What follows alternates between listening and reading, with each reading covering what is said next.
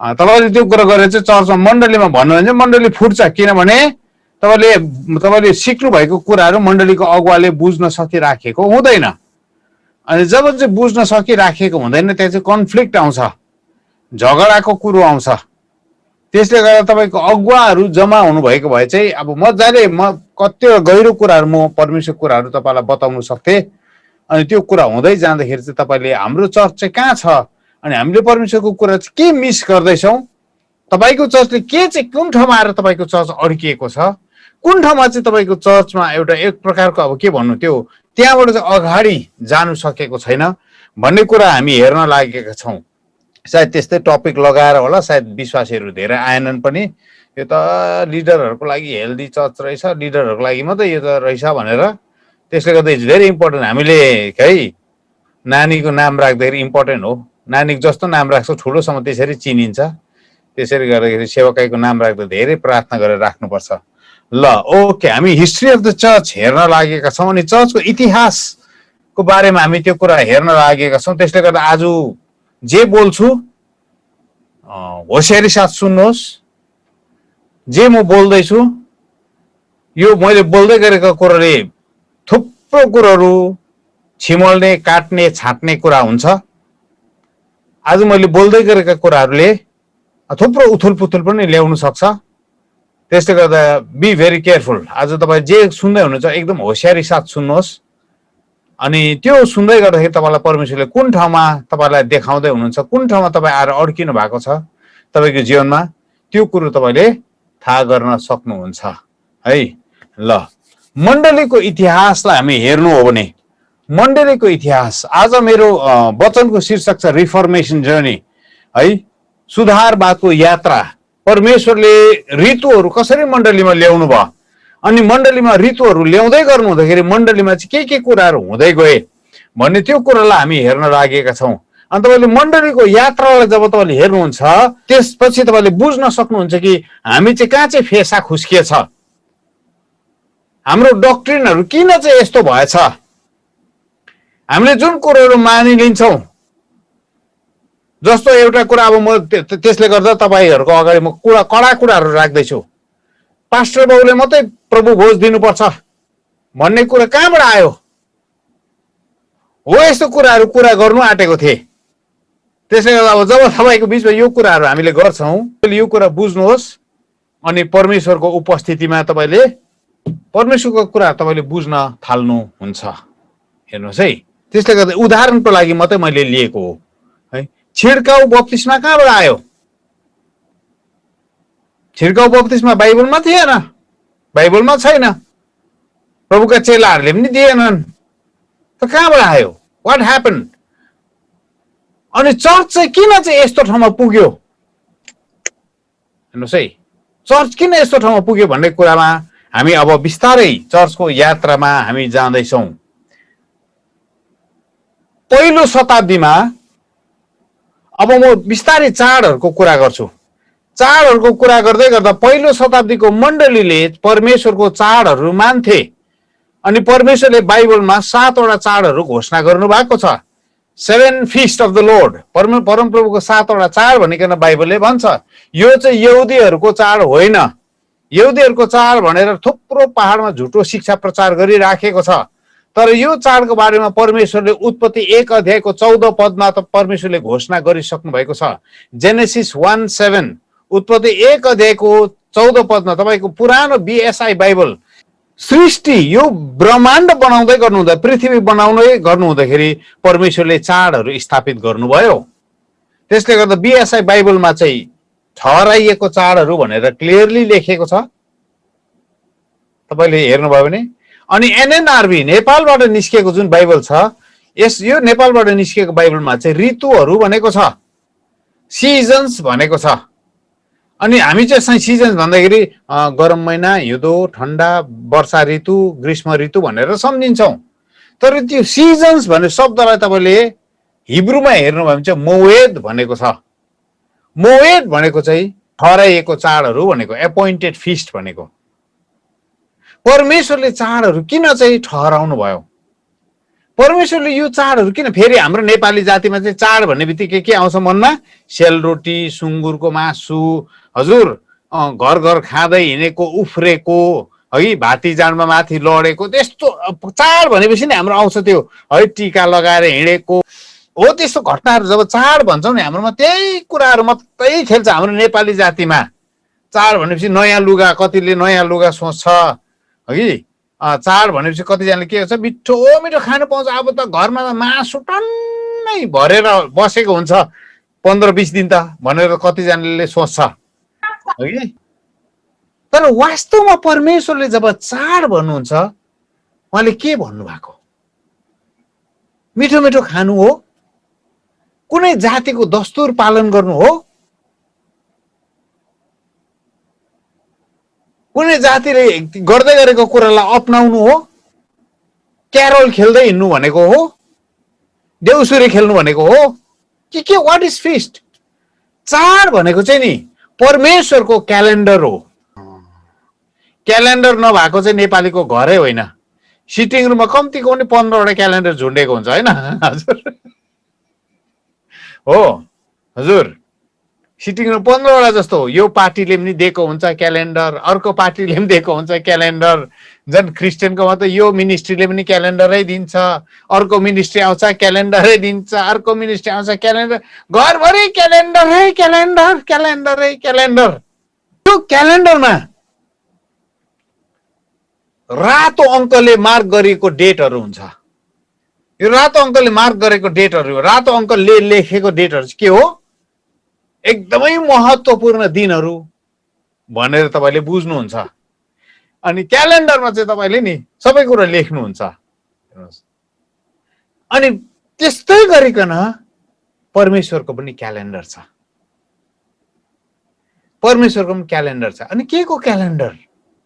परमेश्वरले चाहिँ के को क्यालेन्डर राख्नु भएको भन्दाखेरि नि मानव जातिको इतिहास, मानव जातिको इतिहासमा परमेश्वरले उद्धारको योजना कसरी पूरा गर्नुहुन्छ, उद्धार चाहिँ कसरी चाहिँ घटनाहरू घट्दै जान्छ, उद्धारको घटनाहरू कसरी पूरा हुन्छ, त्यो घटनाहरूलाई लिएर परमेश्वरले एउटा क्यालेन्डर चाहिँ सृष्टिको अघि नै तयार पार्नु भएको थियो।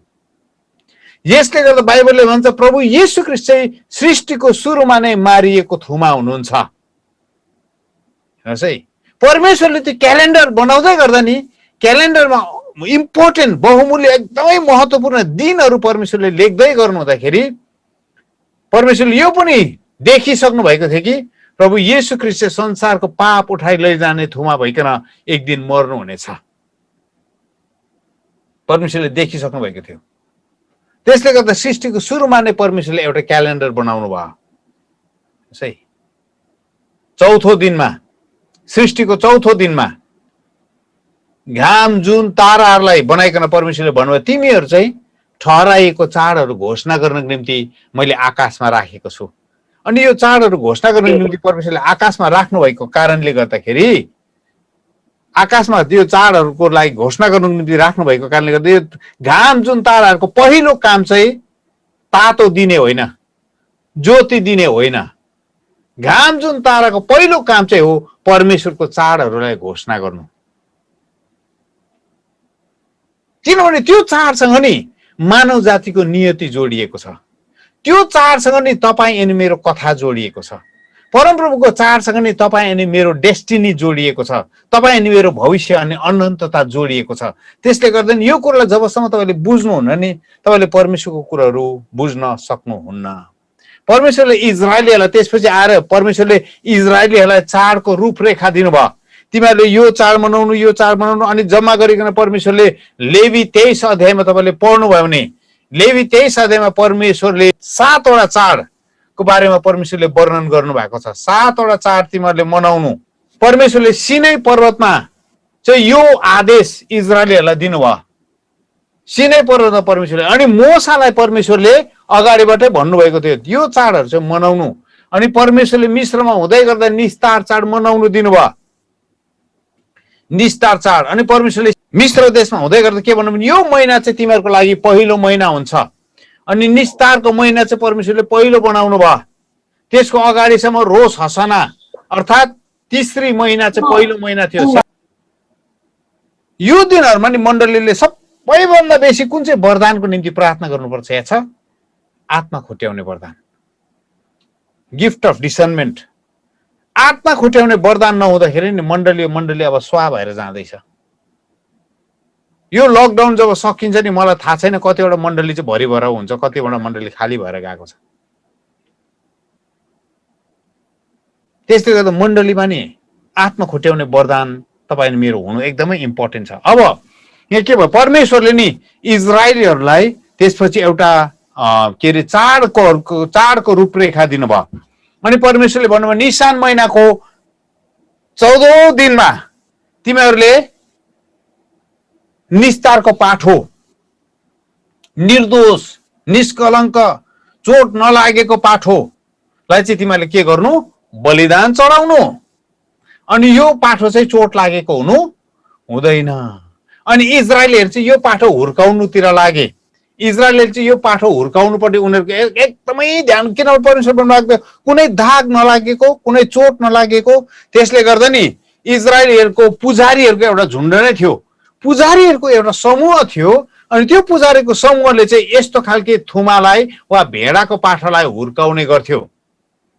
यस्तो खालके भेडाको पाठालाई चाहिँ त्यो पुजारीहरूले हुर्काउने गर्थ्यो। सुन्नुहोस् है। अनि अब के भयो तपाईँलाई थाहा छ? प्रभु यीशु ख्रीष्ट जब जन्मिनु भयो, हामी धेरैपल्ट गोठालाहरू भन्छौँ।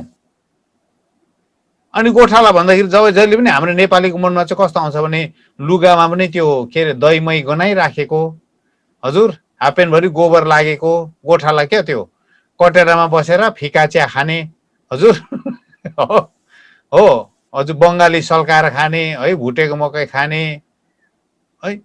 अनि हामी चाहिँ गोठाला भन्दाखेरि हाम्रो मनमा त्यस्तै नक्सा आउँछ। अनि हाम्रो चर्चमा स्किटमा पनि त्यस्तै खेलेको छ। फेरि क्रिसमसको स्किटहरू तपाईँले हेर्नुभयो भने गोठाला माया लाग्दो भएर आउँछ, लथालिङ्गै भएर।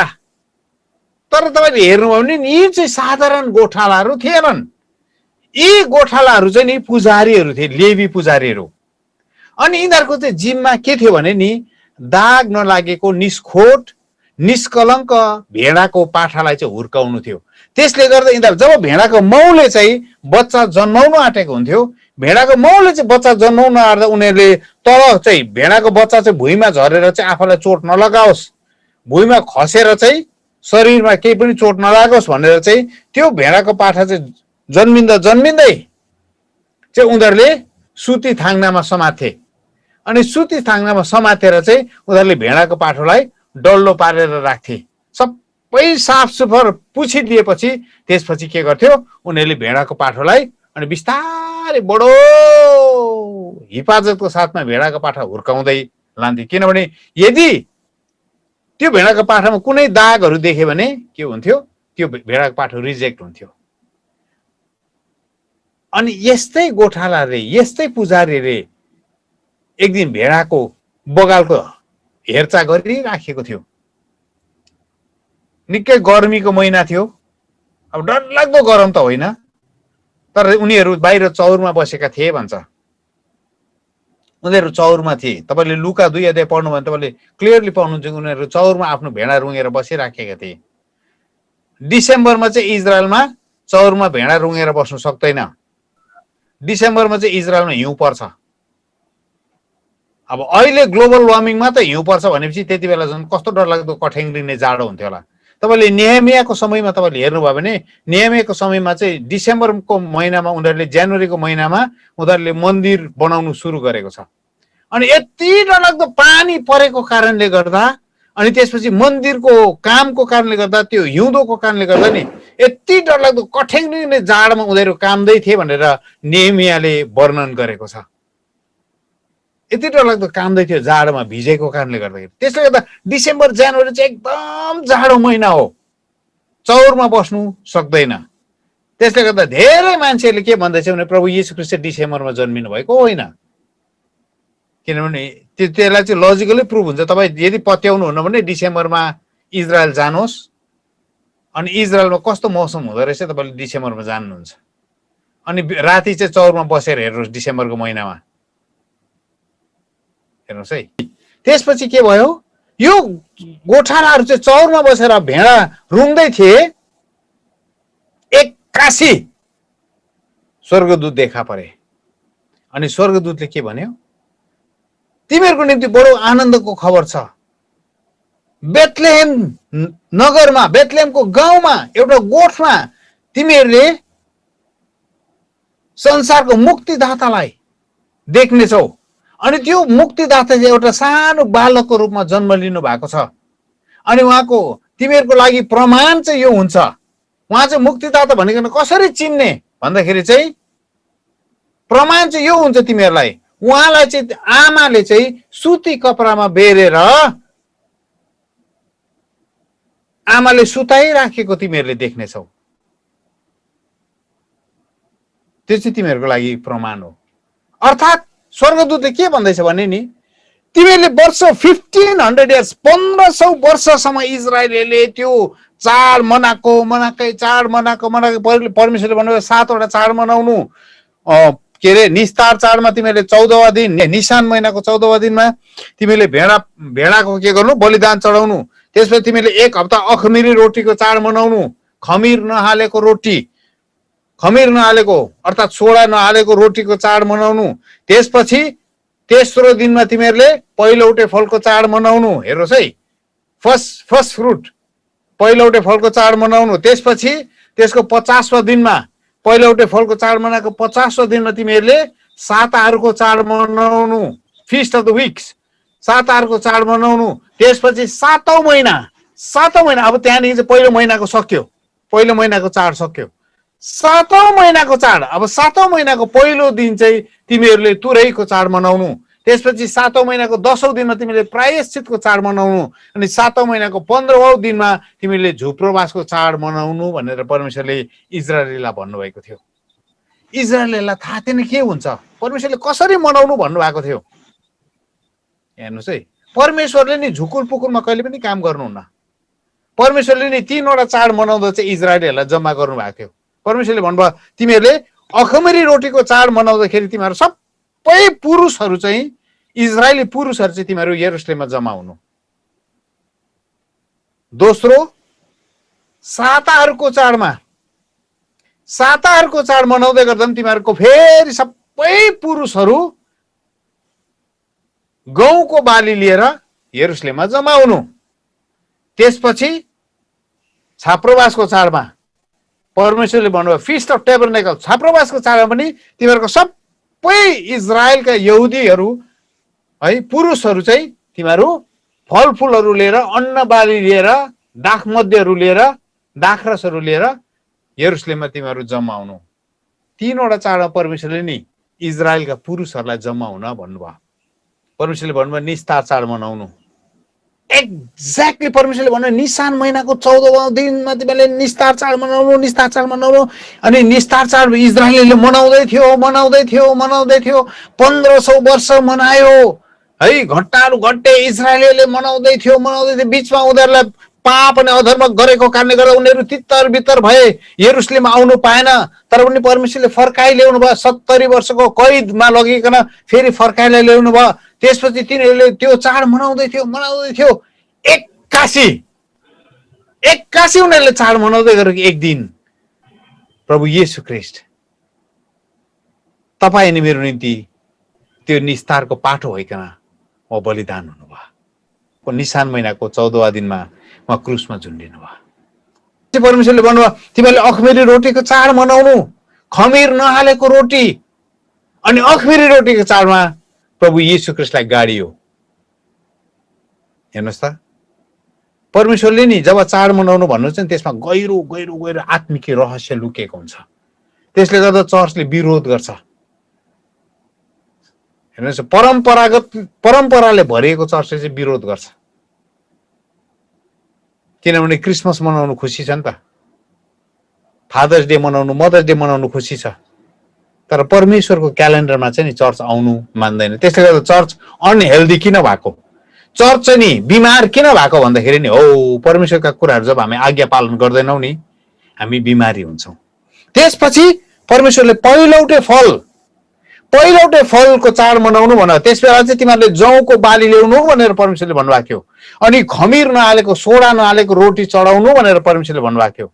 पहिलौटे फलको चाड, पहिलौटे फल, त्यो चाहिँ इजरायलमा पहिलो अन्न उम्रेको, हिउँदो सकिएर, हिउँदोको त्यो कठ्याङ्ग्रिने चिसो मौसम सकिएर चाहिँ पहिलोपल्ट फल चाहिँ के फल थियो? त्यति बेला जौ फल थियो। अनि जौको कटनी हुँदथ्यो। अनि पहिलो फल चाहिँ परमेश्वरले भन्नु, यो पहिलो फल तिमीहरूले लिएर आउनु। एक्ज्याक्टली तेस्रो दिनको बिहानै प्रभु येशू ख्रीष्ट पुनरुत्थान भइकन बौरी उठ्नु भयो। उहाँ पहिलौटे फल बनिनु भयो। He became the first fruit of redemption. हेर्नुहोस् है, प्रभु येशू ख्रीष्टले पहिलौटे फल बनिनु भयो पुनरुत्थानको। अनि उहाँले पहिलौटे फल भइकन के देखाउनु भयो भने नि, जसरी म बौरी उठे मलाई विश्वास गर्नेहरू पनि त्यसरी नै बौरी उठ्नेछ। हेर्नुहोस् है, that was what Jesus was saying. त्यसरी क्यालेन्डरले चाहिँ त्यो भन्दै थियो, जसरी म बौरी उठे मलाई विश्वास गर्नेहरू पनि त्यसरी बौरी उठ्छ। अनि जौले चाहिँ यहुदी जाति देखाउँछ। अब यहुदी जातिको निम्ति उद्धारको ढोका खोलियो। जसै प्रभु येशू ख्रीष्ट बौरी उठ्नुभयो नि, यहुदी जातिको निम्ति के भयो? उद्धारको ढोका खोलियो। अनि त्यसपछि के भइहाल्छ? परमेश्वरले भन्नुभयो 50औं दिनमा फेरि तिमीहरूले फसल कटनीको चाड मनाउनु। 50औं दिनमा चाहिँ फसल कटनीको चाड मनाउनु। अनि यस बेला चाहिँ तिमीहरूले गहुँको कटनी गर्नु। अनि त्यस बेला चाहिँ खमीरले फुलिएको रोटी ल्याउनु, सोडा हालेको 2टा रोटी ल्याउनु भनेर परमेश्वरले भन्नुभयो। एक्ज्याक्टली प्रभु येशू ख्रीष्ट पुनरुत्थान भएको 50औं दिनमा पवित्र आत्मा ओर्ल्याउनु भयो। पेन्टिकोसको दिन भन्छौँ नि हामी। पवित्र आत्मा ओर्ल्याउनु भयो।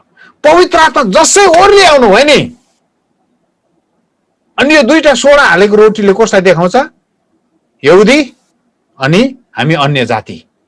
यहुदीहरूमा पनि सोडा, पापको सोडा छ, अन्य जातिमा पनि पापको सोडा छ। तर अस्ति चढाएको रोटीमा चाहिँ सोडा थिएन, खमीर थिएन। प्रभु येशू ख्रीष्ट चाहिँ निष्खोट खमीर नहालेको सोडा रोटी हुनुहुन्थ्यो। उहाँ जीवनको रोटी हुनुहुन्थ्यो उहाँ। तर अहिले चाहिँ के भयो? हामी दुईजनै पापी जातिलाई, पापी यहुदीलाई, पापी अन्य जातिलाई प्रभु येशू ख्रीष्टले उद्धार दिनको निम्ति तपाईँ अनि मेरो उद्धारको ढोका खोलियो। पेन्टिकोसको दिनमा चाहिँ चर्चको जन्म भयो। Happy birthday church. पेन्टिकोसको दिनमा चाहिँ चर्च जन्मियो। हेर्नुहोस् है, अब चारवटा चाड त पुरा भयो, तर अब 3टा चाड छ, 3वटा चाड छ। अनि 4वटा चाड पुरा हुँदाखेरि नि पहिलो झरीको समय सकियो। इजरायलमा 2टा झरी पर्छ। एउटा चाहिँ मार्च अप्रिलमा झरी आउँछ, अनि अर्को झरी चाहिँ सेप्टेम्बर अक्टोबरमा आउँछ। मार्च अप्रिलमा आएको झरीले चाहिँ जौ र गहुँलाई पकाउने काम गर्छ। सेप्टेम्बर अक्टोबरमा आएको दोस्रो झरीले चाहिँ अंगुरहरूलाई, फलफुलहरूलाई पकाउने काम गर्छ। पहिलो झरी सकियो, अब दोस्रो ऋतुभित्र मण्डली प्रवेश गर्दैछ। अनि त्यो दोस्रो ऋतु चाहिँ नि जसै तुरैको आवाज बज्छ,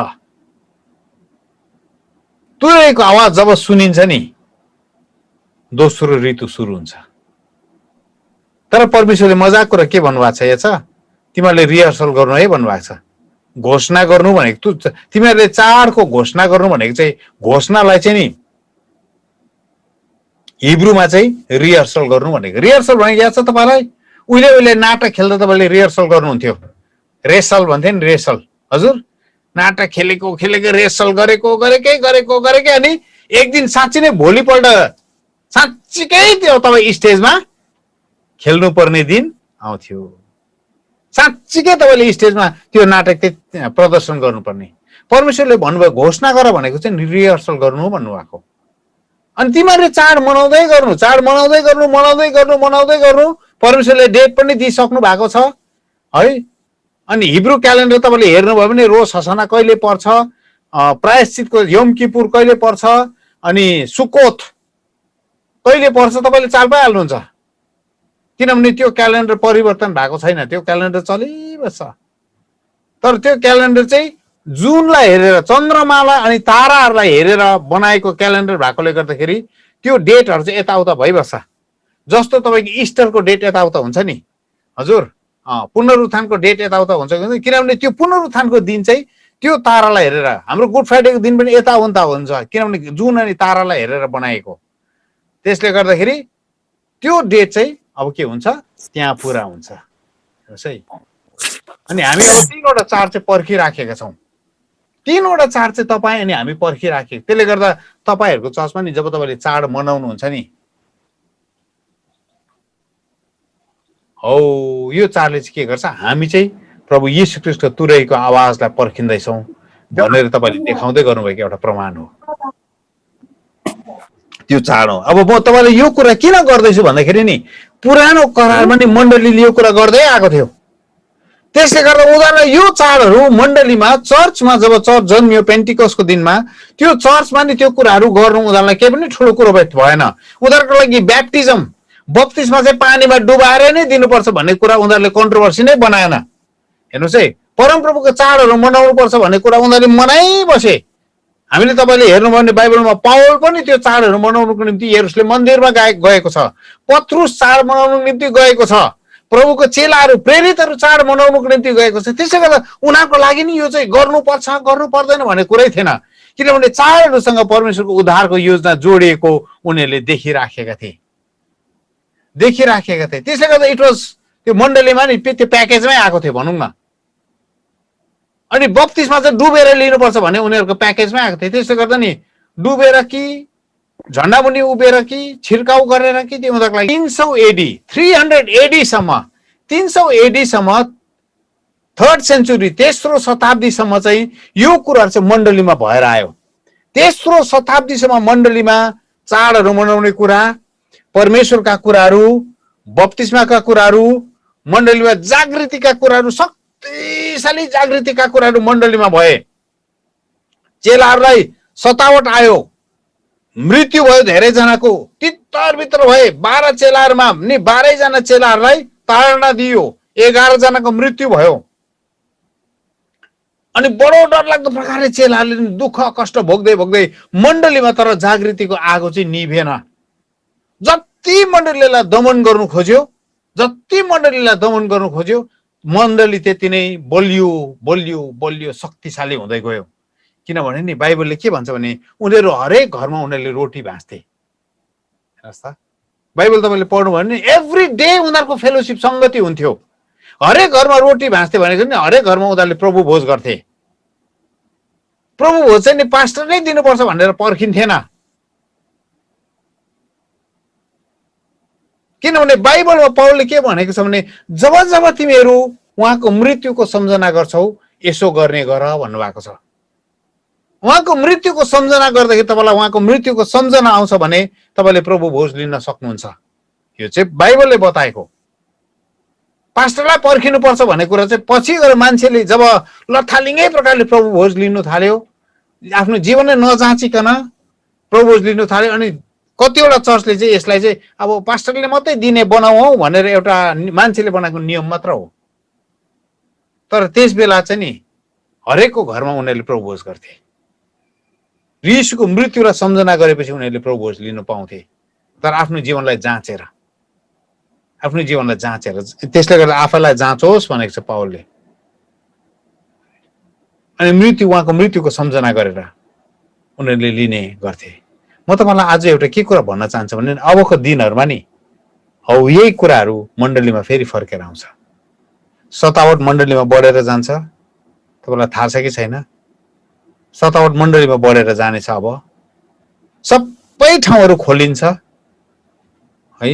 तपाईँले क्यानाडाको घटनाहरू हेर्दै हुनुहुन्छ। क्यानाडामा एयरपोर्टहरू खोलियो, एम्युजमेन्ट पार्कहरू खोलियो, फुटबल स्टेडियमहरू खोलियो, एम्युजमेन्ट के अरे रमाइलो गर्ने ठाउँहरू, पिकनिक स्पटहरू खोलियो, सबै कुरो खोलियो। सरकारले चर्च चाहिँ बन्द गरिराखेको छ।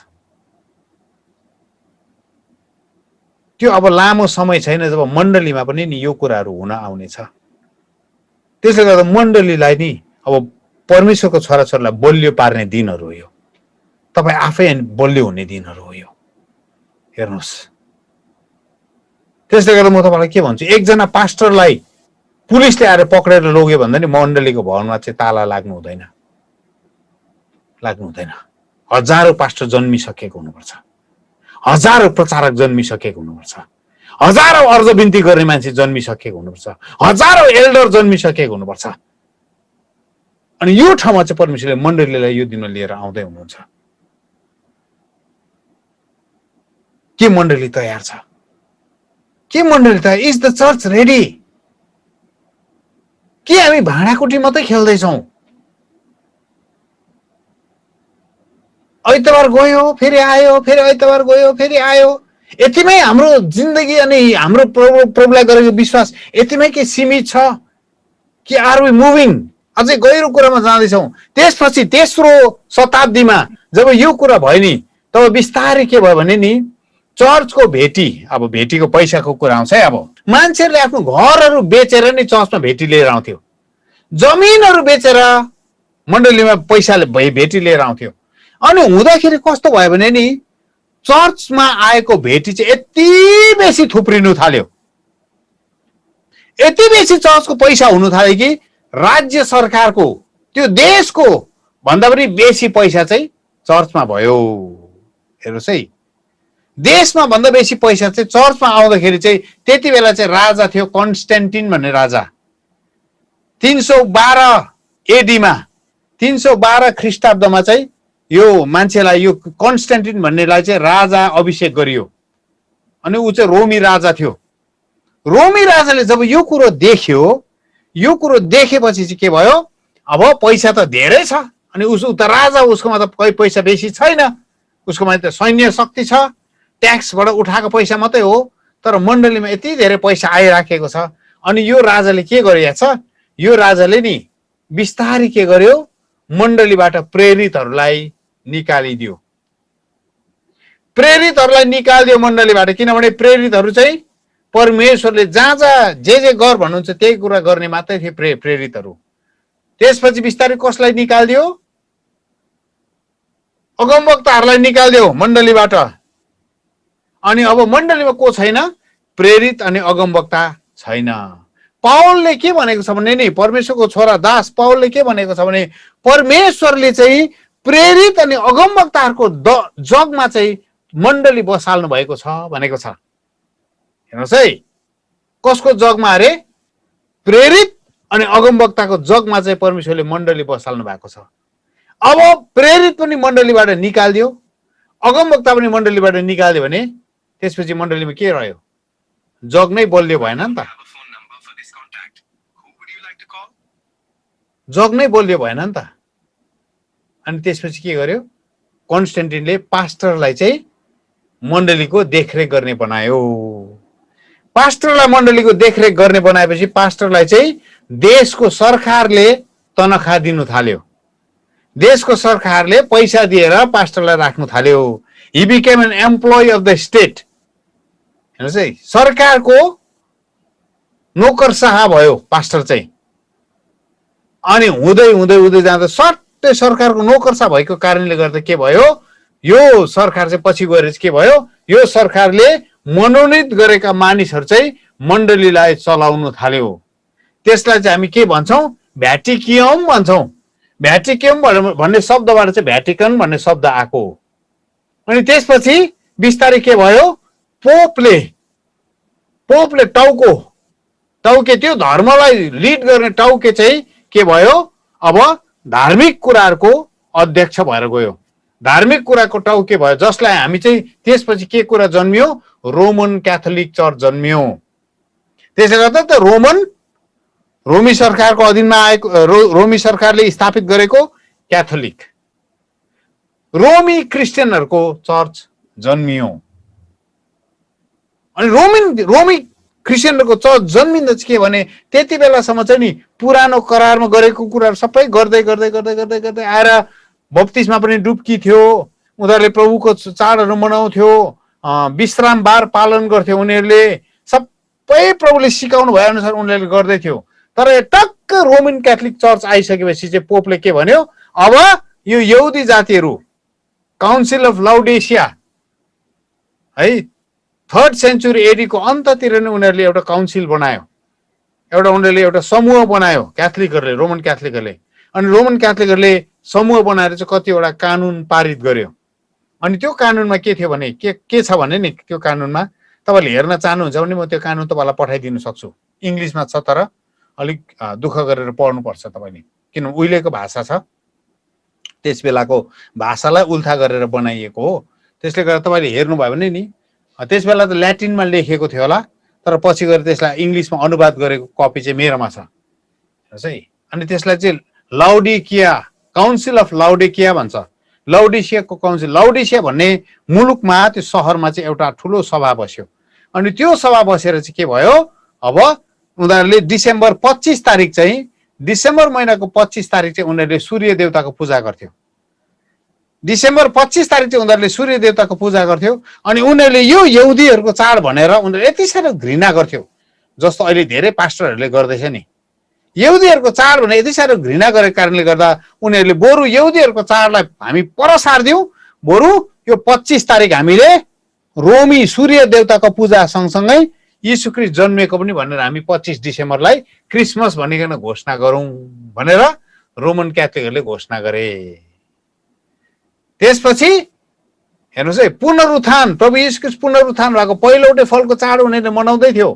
अनि त्यो पहिलौटे फलको चाडमा चाहिँ प्रभु यीशु ख्रीष्ट पुनरुत्थान हुनुभयो। पुनरुत्थान हुनुभएको यीशुको नाउँमा चाहिँ उनीहरूले पुनरुत्थानको आइतबार मनाउँदै थिए। पुनरुत्थानको आइतबार मनाउँदै थिए। तर रोमन क्याथोलिकहरू आएर पुनरुत्थानको आइतबार माथि पनि ढ्याक्कै के राखिदियो, इस्टर राखिदियो। इस्टर भन्ने शब्द चाहिँ उनीहरूले कहाँबाट लिएर आयो, आस्तेर।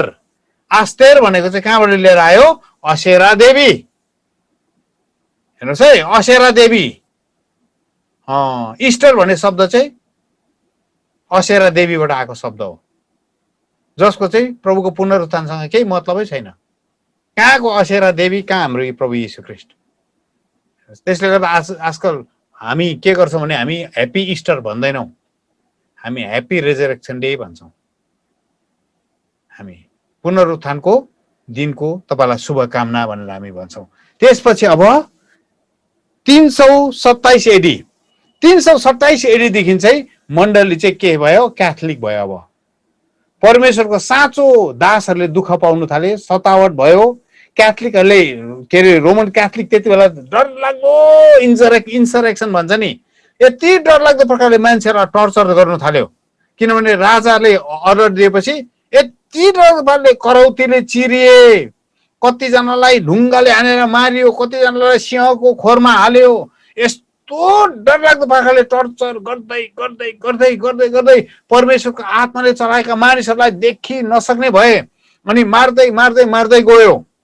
जसले क्याथोलिकको कुराहरू मान्दैन, क्याथोलिकहरूले के भन्यो भने नि, यो चाहिँ यहुदीहरूको कुरा चाहिँ हामीले निमित्त नै पार्नुपर्छ, किनभने प्रभु यीशुलाई क्रुसमा झुन्ड्याउने चाहिँ यिनीहरू हो। अनि यसले गर्दा यिनीहरूबाट चाहिँ प्रभुको अनुग्रह हटेर गएको छ। अब चाहिँ खास साँचो यहुदी चाहिँ हामी हौ भनेर क्याथोलिकहरूले भने। साँचो यहुदी चाहिँ हामी हौ भनेर क्याथोलिकहरूले भन्नु थाल्यो।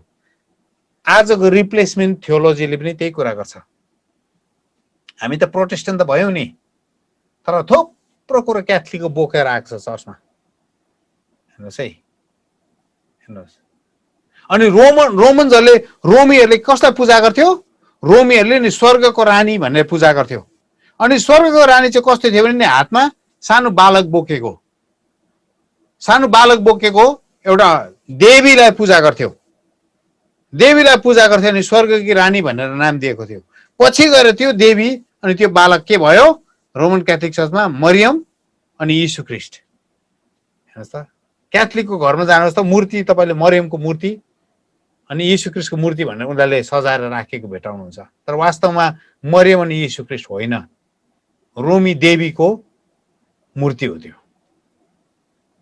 रोमी देवीको मूर्ति उनीहरूले चर्चभित्र हालेको।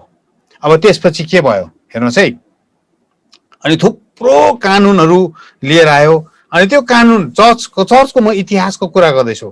अब त्यो कानुन लिएर आएपछि मण्डली यति साह्रो अँध्यारोमा गयो। Dark ages of church history भन्छ। मण्डलीको इतिहासको नि अँध्यारो युगभित्र मण्डली प्रवेश गरेर गयो। 1000 वर्षको युग झन्डै बित्यो। 1000 इयर्स चाहिँ मण्डली चाहिँ नि अँध्यारो ठाउँ। अनि त्यस बेला क्याथोलिकहरूले के भन्यो, पोपले के भन्यो भने नि मण्डलीमा स्वर्गदूतहरूको कुरा गर्नु हुँदैन, अब दान वरदानको कुरा गर्नु हुँदैन। मण्डलीमा स्वर्गदूतको कुरा हुन्छ हुँदैन नि, बरु भूतको कुरा हुन्छ। चर्च नै भूतिया भएको छ बेसी भूतको कुरा गरेर नि। तर स्वर्गदूतको कुरा गरौँ न भने नि सबैभन्दा पहिला स्वर्गदूत कुरा गरौँ क्रिस्चियनले नै भन्छ, ए हाउडा कुरा नगरे, स्वर्गदूत पनि देख्छ, परमेश्वर पनि देख्छ, यीशुलाई देख्छ। मैले किन भन्दैछु भने नि ग्याङटोकमा एकजना वृद्ध पास्टर बाबु हुनुहुन्छ, एकदमै वयोवृद्ध, सायद 84 वर्ष पुग्नु भएको, 84 वर्ष 85 वर्ष पुग्नु भएको पास्टर बाबु हुनुहुन्छ। आज म यो कुरा, किनभने दुष्ट कुरोहरूलाई, अन्धविश्वास कुरा, झुटो कुरोहरूलाई हामीले यसरी कन्फ्रन्ट गरेन भने नि मण्डलीमा यो कुरा बगेर आउँछ। अनि उहाँ चाहिँ ग्याङटोकको इपिसिएस चर्चको पास्टर बाबु हुनुहुन्छ, वरिष्ठ पास्टर बाबु। अनि उहाँले फेसबुकमा एउटा कुरा हाल्नु भएको छ। फेसबुक के कुरा हाल्नु भएको छ भने नि यो साधु सुन्दर सेल्वराज, यो केनेथ कोपलेनहरू सबै झुटो शिक्षक। तपाईहरुले भनिदिनुहोस्, जो कोही पनि हुनुहुन्छ उहाँको मान्छेहरू हुनुहुन्छ, तपाईले भनिदिनुहोस् झुटो शिक्षाको कुराहरू यसरी फैलाउनु हुँदैन, झुटो अगमबानी गर्नु हुँदैन, पश्चाताप गर्नुपर्छ भनेर उहाँले भन्नुभएको छ। अनि त्यसपछि हाम्रो पास्टर बाबुले उहाँलाई फोन गरेर प्रश्न गर्नुभयो, पास्टर बाबु तपाईले साधु सुन्दर सेल्वराज झुटो हो भनेर चाहिँ के प्रमाण छ? उहाँले के झुटो अगमबानी गर्नुभयो भन्नुहोस् भन्दाखेरि पास्टर बाबुले मैले अरूकोबाट सुनेको। अनि हाम्रो पास्टर बाबुले भन्नुभयो अरूकोबाट सुनेर हुँदैन, तपाईकोमा के प्रमाण छ? डोनाल्ड ट्रम्प राष्ट्रपति हुन्छ भन्दै थियो, डोनाल्ड ट्रम्प भएन भनेर भन्नुभयो। अनि हाम्रो पास्टर बाबुले भन्नुभयो डोनाल्ड ट्रम्प राष्ट्रपति हुन्छ भनेर उहाँले कुन भिडियोमा भन्नुभएको छ, लु निकाल्नुहोस्। यदि त्यो भिडियो तपाईले निकाल्नु भयो भने हामी पब्लिकली हामी गएर हामी माफ माग्छौं, फेसबुकमा आएर युट्युबमा आएर हामी माफ माग्छौं। तर तपाईले यदि त्यो भिडियो निकाल्नु सक्नु भएन भने चाहिँ तपाईले माफ माग्नुपर्छ भनेर जब भने उहाँले के भन्नुभयो, म यो कुरा विश्वास गर्दिन, यीशुलाई देख्यो भन्छ, यीशुलाई पनि देख्छ र? यीशुलाई देख्दैन, यीशुलाई त कुनै मान्छेले पनि देख्नु सक्दैन। हेर्नुहोस् है, यदि यीशुलाई कुनै मान्छेले देख्नु सक्दैन भने बौरी उठेपछि चेलाहरूले कसलाई देखेको त? भूतलाई देखेको? हजुर कसलाई देखेको?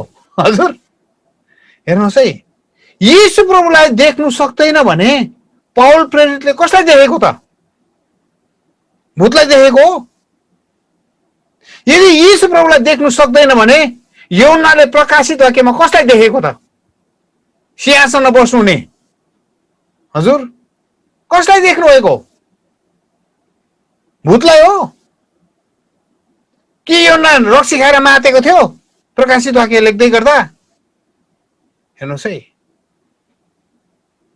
आफूले देखेन भन्दैमा अरूले देख्दै गरेको कुरा झुटो भन्नु चाहिँ मूर्खता हो। अमेरिका जानु भएको छैन, ठिकै छ नि त, अरू गएको छ नि त। अनि अमेरिका साँच्चीकै छ नि त देश एउटा। हजुर तपाईँ अमेरिका गएको छैन भन्दैमा अरूलाई चाहिँ अमेरिका छैन कि छैन भनेर भन्नु हुँदैन, यो चाहिँ गलत हुन्छ। वयोवृद्ध पास्टर बाबु हुनुहुन्छ, मलाई दुःख पनि लाग्यो, यत्रो वर्ष उहाँले सेवाकार्य गर्नुभयो, उहाँको मण्डलीमा नि दर्शन पाउनेहरू छ। यदि प्रभु यीशु ख्रीष्टलाई देख्दै देख्दैन भने इन्डोनेसियामा लाखौं हजारौं मुस्लिमहरूले कसको दर्शन पाएर चाहिँ चर्चमा आउँदैछ? यदि प्रभु यीशु ख्रीष्टलाई देख्दै देख्दैन भने इरान अनि इराकमा लाखौं मुस्लिमहरूले प्रभु यीशु ख्रीष्टको दर्शन पाएर चाहिँ कसरी चर्चमा आएको? युट्युबमा तपाईँले फेसबुकमा हेर्नुभयो भने नि हजारौं हजारौं मुसलमानहरूको टेस्टिमनी छ, जसले चाहिँ प्रभु येशू ख्रीष्टलाई देखिकन उनीहरूको जीवन परिवर्तन भएको छ। हो कि होइन? हेर्नुहोस्, युट्युबमा हेर्नुहोस् त, हेर्नुहोस् त। यति डरलाग्दो प्रकारले झुट अनि भ्रमले ठुला ठुला मान्छेहरूलाई समातेर राखेको छ। अनि एउटा कुरा म तपाईँलाई भन्न चाहन्छु, बाइबलले के भन्छ भने नि, परमेश्वरले यो दिनहरूमा ज्ञानीहरूबाट यस्तो कुराहरू लुकाएर दुर्बलहरूलाई, मूर्खहरूलाई यो कुराहरू प्रकाश गर्दै हुनुहुन्छ। हालेलुया। त्यसले गर्दा यो दिन चाहिँ तपाईँ आफै बाइबल पढ्ने दिन हो। यो दिन चाहिँ तपाईँ आफै परमेश्वरको विश्वासमा भिज्ने दिन हो। हेर्नुहोस्, परमेश्वरको विश्वासमा नि तपाईँ आफै पस्ने दिन हो। अनि मलाई पनि प्रश्न सोध्नु त मन परेको थियो। मलाई के प्रश्न सोध्नु मन परेको थियो भने नि, यदि साधु सुन्दर सेल्वराज झुटो अगमवक्ता हो भने तपाईहरूको मण्डली चाहिँ सिक्किमको सबैभन्दा पुरानो मण्डली हो। अहिलेसम्म किन एउटा साँचो अगमवक्ता खडा गर्नु नसक्नु भएको त? अरूलाई झुटो भनेको त घरमा त बग्रेल हुनु पर्यो नि त, ओरिजिनल। हजुर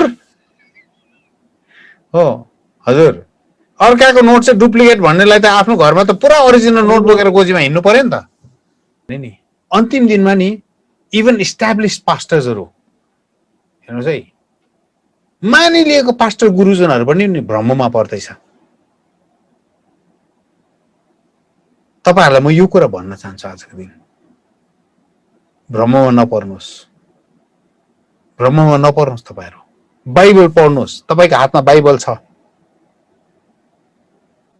अनि यहाँ के भयो, अब 1000 वर्ष नि मण्डली अँध्यारो युगमा गयो। त्यति बेला बप्तिस्मा पनि त्यसपछि डुबकीको बदलामा छिर्काउ बप्तिस्मा दिने प्रथा आयो।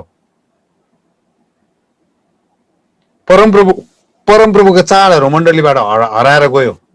किनभने जसले यति डरलाग्दो लेखेको छ यिनीहरूले काउन्सिल अफ लाउडेसियामा, स्त्री जातिहरु पुलपिटमा चढेर बोल्नु पाउँदैन लेखेको छ उनीहरूले। हेर्नुस् है, यदि कुनै स्त्रीले चाहिँ यहुदीलाई बिहा गरे भने त्यो स्त्री चाहिँ के हुन्छ, सधैँको लागि क्याथोलिक चर्चबाट बोयकट हुन्छ, उसलाई निकालिन्छ।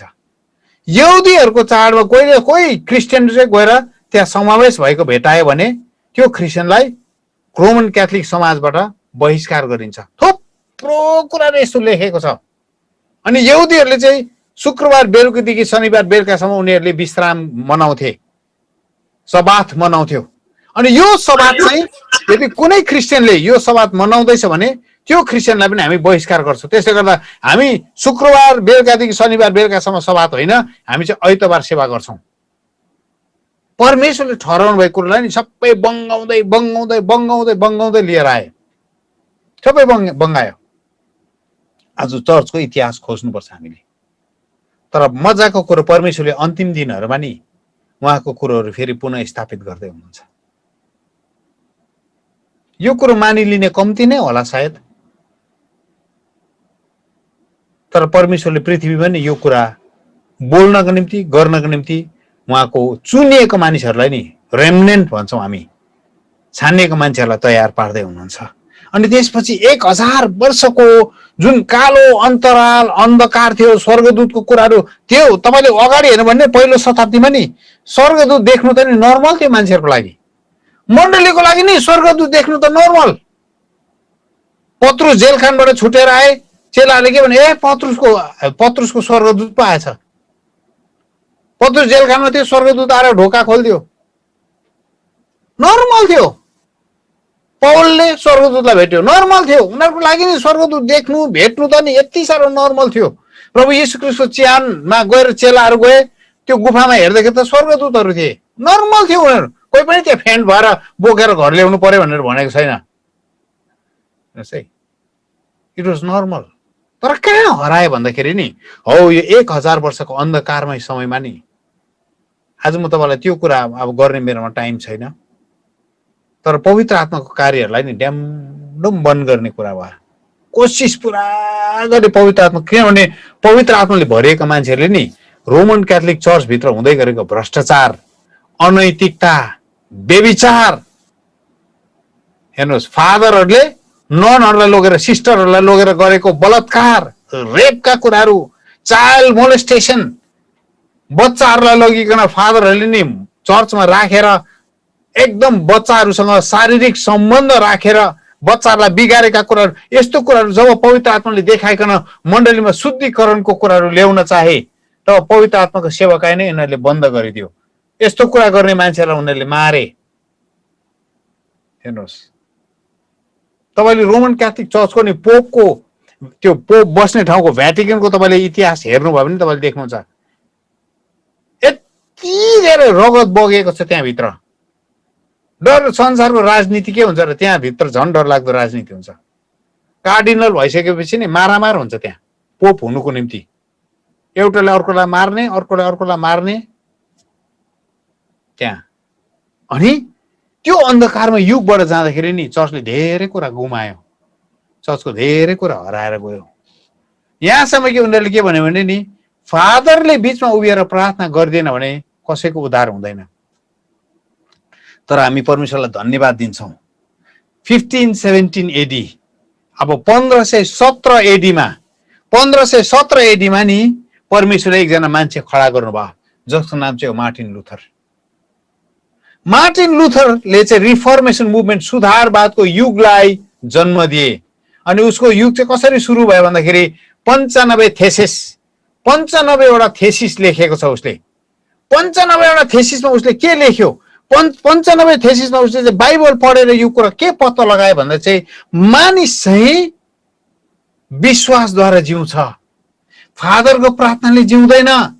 यीशुलाई विश्वास गर्नुपर्छ, यीशुको रगतले आफ्नो पाप धोइ माग्नुपर्छ। यीशुको रगतले जब आफ्नो पापलाई धोइदिन्छ अनि प्रभु यीशुको रगतले चाहिँ हाम्रो उद्धार हुन्छ भनिकन मार्टिन लुथरले त्यो कुरा बुझे। अनि विश्वासैद्वारा हामी स्वर्ग पुग्छौँ, विश्वासैद्वारा तपाईँ मेरो उद्धार हुन्छ भन्ने कुरा मार्टिन लुथरले घोषणा गरे। 95वटा थेसिस लेखिकन त्यस बेलाको रोमन क्याथोलिक चर्चको नि ठुल्ठुला मानिसहरूको ढोकामा जाँदै त्यो थेसिसलाई उसले काँटी ठोकेर झुन्डाइदिए। अनि उसले भने कि धर्मी मान्छे चाहिँ विश्वासैबाट जिउँछ। अनि सुधारवादको युग सुरु भयो, एउटा ठुलो आन्दोलन सुरु भयो। अनि त्यो आन्दोलनबाट जन्मेको चाहिँ प्रोटेस्टेन्ट मुभमेन्ट, हामी आफूलाई प्रोटेस्टेन्ट भन्छौँ नि। हजुर, हामी प्रोटेस्ट गरेर जन्मेको हो नि त। त्यो सुधारवादको समयमा चाहिँ हामी जन्मियौँ। त्यस बेलासम्म नि मण्डलीमा गीत पनि सबै माइनर कीमा मात्रै हुन्थ्यो, माइनर स्केलमा मात्रै गीत हुन्थ्यो। त्यो सुधारवादको समयले त्यसले के कुरा लिएर आयो भन्दा त्यो सुधारवादको समयले के लिएर आयो, त्यसले चाहिँ के अरे मेजर स्केलमा पनि अब गीत गाउनु सक्छ भन्ने कुरा चाहिँ मण्डलीमा आयो। त्यसले गर्दा तपाईँहरू आजकल मेजर स्केलमा पनि गीत गाउनुहुन्छ नि, E major, D major, C मेजरमा गीत गाउनुहुन्छ। त्यसको अगाडिसम्म माइनर मात्रै गाउँथ्यो। हेर्नुहोस् है। अनि त्यो थुप्रो सुधारवादको कुराहरू मण्डलीमा आयो, सुधारका कुराहरू। अनि त्यस दिन पहिलोपल्ट मान्छेहरूले नि निस्तारचारको अर्थलाई बुझ्नु थाल्यो। पासओभर, प्रभु यीशु ख्रीष्टको रगत चाहिँ कस्तो बहुमूल्य रहेछ, प्रभु यीशु ख्रीष्टको बलिदान बिना चाहिँ कोही पनि स्वर्ग जानु नसक्ने रहेछ भन्ने सत्यता चाहिँ त्यति बेला चाहिँ मान्छेले बुझे। 1000 वर्षसम्म अँध्यारोमा बसेको मान्छेले नि उनीहरूको जीवनमा त्यो सत्यता आउनु थाल्यो। प्रभु यीशु ख्रीष्टको रगत, नभए त मरियमलाई प्रार्थना गर, फादरलाई प्रार्थना गर, अनि सन्तहरूलाई प्रार्थना गर, अनि चाहिँ तिमीहरू वैकुण्ठ तर्छ भनिकन सिकाइन्थ्यो। तर अब हामीलाई के कुरा सिकाइनु थाल्यो कि फादरलाई, सन्तलाई केही पनि होइन, डाइरेक्ट यीशु प्रभुलाई प्रार्थना गर्नु अनि तिमीहरूले उद्धार पाउँछौ। हालेलुया, हालेलुया। एकपल्ट मार्टिन लुथरको लागि ताली बजाइदिनुहोस् त, मार्टिन लुथरको लागि ताली बजाइदिनुहोस् त। मार्टिन लुथरले नि यो सुधारवादको युगलाई सुरु गर्यो। तर अब के भयो, मार्टिन लुथरले सुधारवादको युगलाई लिएर आए पनि मार्टिन लुथर त्यतिमै अड्क्यो। उद्धार चाहिँ यीशुबाट हुन्छ भन्ने कुरामा अड्क्यो। अब हेर्नुहोस् है, मार्टिन लुथरले नि के भन्नु थाल्यो भने नि यो प्रकाशित वाक्य अनि यहुदाको पुस्तक चाहिँ बाइबलबाट हटाउनु पर्छ। अनि भरमग्दुर कोसिस गरे प्रकाशित वाक्य र यहुदाको पत्रलाई हटाउनुको लागि। किनभने उसले के भन्दै, यो चाहिँ एउटा के अरे परालको सुसमाचार हो, यो आगो लाग्दाखेरि जलेर भस्म हुन्छ। त्यसले गर्दा यो किताबहरू हाल्नु हुँदैन, यो पुस्तकहरू हाल्नु हुँदैन भनेर भने। लाउडेसियन काउन्सिल जुन अगाडि क्याथोलिकहरूको लाउडेसियन काउन्सिल बसेको थियो, त्यो काउन्सिलले चाहिँ हन्नोको पुस्तकलाई बाइबलबाट निकालिदिएको हो। नभए चेलाहरू पहिलो शताब्दीको चेलाहरूले हन्नोको पुस्तक पढ्थ्यो। क्याथोलिकहरूले चाहिँ जब यो लाउडेसियन काउन्सिल बस्यो उनीहरूले हन्नोको पुस्तकलाई निकालिदियो, किनभने त्यहाँ चाहिँ स्वर्गदूतहरूको कुरा छ नि त, परमेश्वर न्याय गर्नु आउने कुरा छ नि त। हजुर, परमेश्वरले धर्मी र पापीहरूलाई अलग गर्नु छुट्याउनु हुने कुरा छ नि त हन्नोको पुस्तकमा। त्यो पुस्तकलाई हटाइदियो। अहिले धेरैजना क्रिस्चियनहरूले प्रोटेस्टेन्टहरूले हन्नोको पुस्तकको विरोध गर्छ। अनि मलाई लाग्छ उनीहरू त क्याथोलिकै हो कि जस्तो लाग्छ। बेला बेलामा यसो अनुहार राम्ररी हेर्छु क्या हो है, झुकेर हात त यस्तो गरी हिँड्दैन जस्तो लाग्छ मलाई बेला बेलामा नि है। पिता पुत्र पवित्र आत्माको नाममा भनी हिँड्दैन जस्तो लाग्छ मलाई बेला बेलामा नि। हजुर, अनि त्यसपछि क्याथोलिकहरूको बिचबाट को आयो? परमेश्वरले मार्टिन लुथरलाई। अनि मार्टिन लुथरले दामी कुरा सुरु गर्यो, तर सत्यताको अर्को लेभलमा मार्टिन लुथर जानु सकेन। परमेश्वर चाहिँ यात्रा गर्ने परमेश्वर हुन्छ। परमेश्वरले एउटा मुभ, एउटा कुरा ल्याएर चाहिँ नि त्यही कुरोमा अड्केर बस्ने परमेश्वर हुनुहुन्न। हाम्रो परमेश्वर चाहिँ नि ऋतुलाई परिवर्तन गर्दै गर्दै गर्दै गर्दै नयाँ कुरा गर्दै जाने परमेश्वर हुनुहुन्छ। यदि कोही ख्रिस्टमा छ भने त्यो नयाँ सृष्टि हुन्छ। पुरानो कुरो बितेर गए, हेर सबै नयाँ भइसकेका छन् बाइबलले भन्छ। प्रभु येशू ख्रिस्टले चाहिँ नि सबै कुरा नयाँ बनाउनुहुन्छ, नयाँ बनाउनुहुन्छ, नयाँ कुरा बनिन्छ, नयाँ इतिहास लेखिन्छ, नयाँ मुभमेन्टहरू आउँछ पृथ्वीमा। तर अब के भयो, मार्टिन लुथरले चाहिँ यो कुरा घोषणा गरिसकेपछि नि त्यहाँदेखि अर्को पढाउको सत्यतामा मार्टिन लुथर जानु सकेन। त्यसले हामीलाई के देखाउँछ भने नि एक सिजनमा, एक ऋतुमा परमेश्वरले शक्तिशाली रूपमा चलाउनु भएको मान्छे पनि जब ऊ चाहिँ परमेश्वरको अर्को ऋतुमा जानु मान्दैन नि, त्यो मान्छेको अभिषेक हराएर जान्छ। त्यो मान्छेको अभिषेक हराएर जान्छ। हाम्रो पहाडमा थुप्रो इतिहास छ। एक समयमा परमेश्वरले यस्तो भयङ्कर रूपमा चलाउनु भयो, तर त्यसपछि नि उहाँहरू अर्को लेभलमा जानु मानेन। परमेश्वरको अर्को ऋतुमा उनीहरू पस्न नमानेको कारणले गर्दा नि परमेश्वरले उनीहरूलाई त्यहीँ छोडिदिनु भयो। तर उहाँको मुभ त अगाडि बढिबस्यो, परमेश्वरको काम त अगाडि बढिबस्छ, परमेश्वरको ऋतु अगाडि बढिबस्छ। चर्च किन बिमार हुन्छ भन्दाखेरि हो यो परमेश्वरले जब तपाईँ अनि मलाई अर्को ठाउँमा हिँड भन्नुहुन्छ नि, माथि आइज भन्नुहुन्छ नि, तपाईँ अनि म चाहिँ तल्लो कुरामा मजा लागेर बस्छौँ नि, त्यस बेला चाहिँ तपाईँ अनि मेरो अभिषेक कम्ती हुँदै जान्छ, तपाईँ अनि मेरो जीवनमा नि अभिषेक घट्दै जान्छ। अनि मार्टिन लुथरको बाद मार्टिन लुथरले त्यो कुरा प्रचार गर्दै थियो। त्यसपछि परमेश्वरले कसलाई खडा गर्नुभयो? एना ब्याप्टिस्टहरू आए। अब अनि ब्याप्टिस्टहरू आए। ब्याप्टिस्टहरूले चाहिँ के भन्यो भने नि अब बप्तिस्मा चाहिँ हामीले डुबेर लिनुपर्ने रहेछ। पहिलो शताब्दीमा चेलाहरूले, यूहन्नाले पनि आफ्नो चेलाहरूलाई डुबाएर बप्तिस्मा दिन्थे। प्रभु येशू ख्रीष्टको चेलाहरूले पनि नदीमै डुबाएर मानिसहरूलाई बप्तिस्मा दिन्थे। फिलिपले पनि डुबाएरै बप्तिस्मा दिएको रहेछ। अनि पहिलो शताब्दीको चर्च फादर्सहरूले है, पहिलो शताब्दीको के अरे प्रेरितहरूले डुबाएरै बप्तिस्मा दिएको रहेछ, हामीले पनि डुबाएरै बप्तिस्मा दिनुपर्छ भन्दाखेरि नि मार्टिन लुथरको टुप्पी तातिन थाल्यो। कहाँ हुन्छ त्यस्तो? मार्टिन लुथरले के भनेको छ भने नि, हेर्नुहोस् है, यहाँ मार्टिन लुथरले के भनेको छ भने, Martin Luther hated them so much and said that this people ought to be drowned in the water literally। Martin लुथरले के भने अरे, यो पानीमा डुबाएर बप्तिस्मा लिनेहरू चाहिँ यिनीहरू त खोलाले बगाएर लैजाओस् न भने अरे। हेर्नुहोस् है, यिनीहरूलाई त खोलाले बगाएर लैजाओस्। एक समय परमेश्वरले चलाउनु भएको मान्छे हो, एक समय नि परमेश्वरले युज गर्नु भएको मान्छे हो, एक समय नि परमेश्वरले गहिरो शक्तिशाली प्रकाशमा त्यो मान्छेलाई नि किताब लेख्न लाउनु भएको हो। तर त्यो मान्छे त्यो सत्यतामा मात्रै अड्किँदा नि अब परमेश्वरले नेक्स्ट मुभमा चाहिँ नि त्यही मुभ नै त्यो मान्छेको लागि बाधा भयो, त्यही मुभ नै त्यो मान्छेको लागि नि बाधाको कारण भयो। एना ब्याप्टिस्टहरूले डुबाएर बप्तिस्मा दिनु थाले।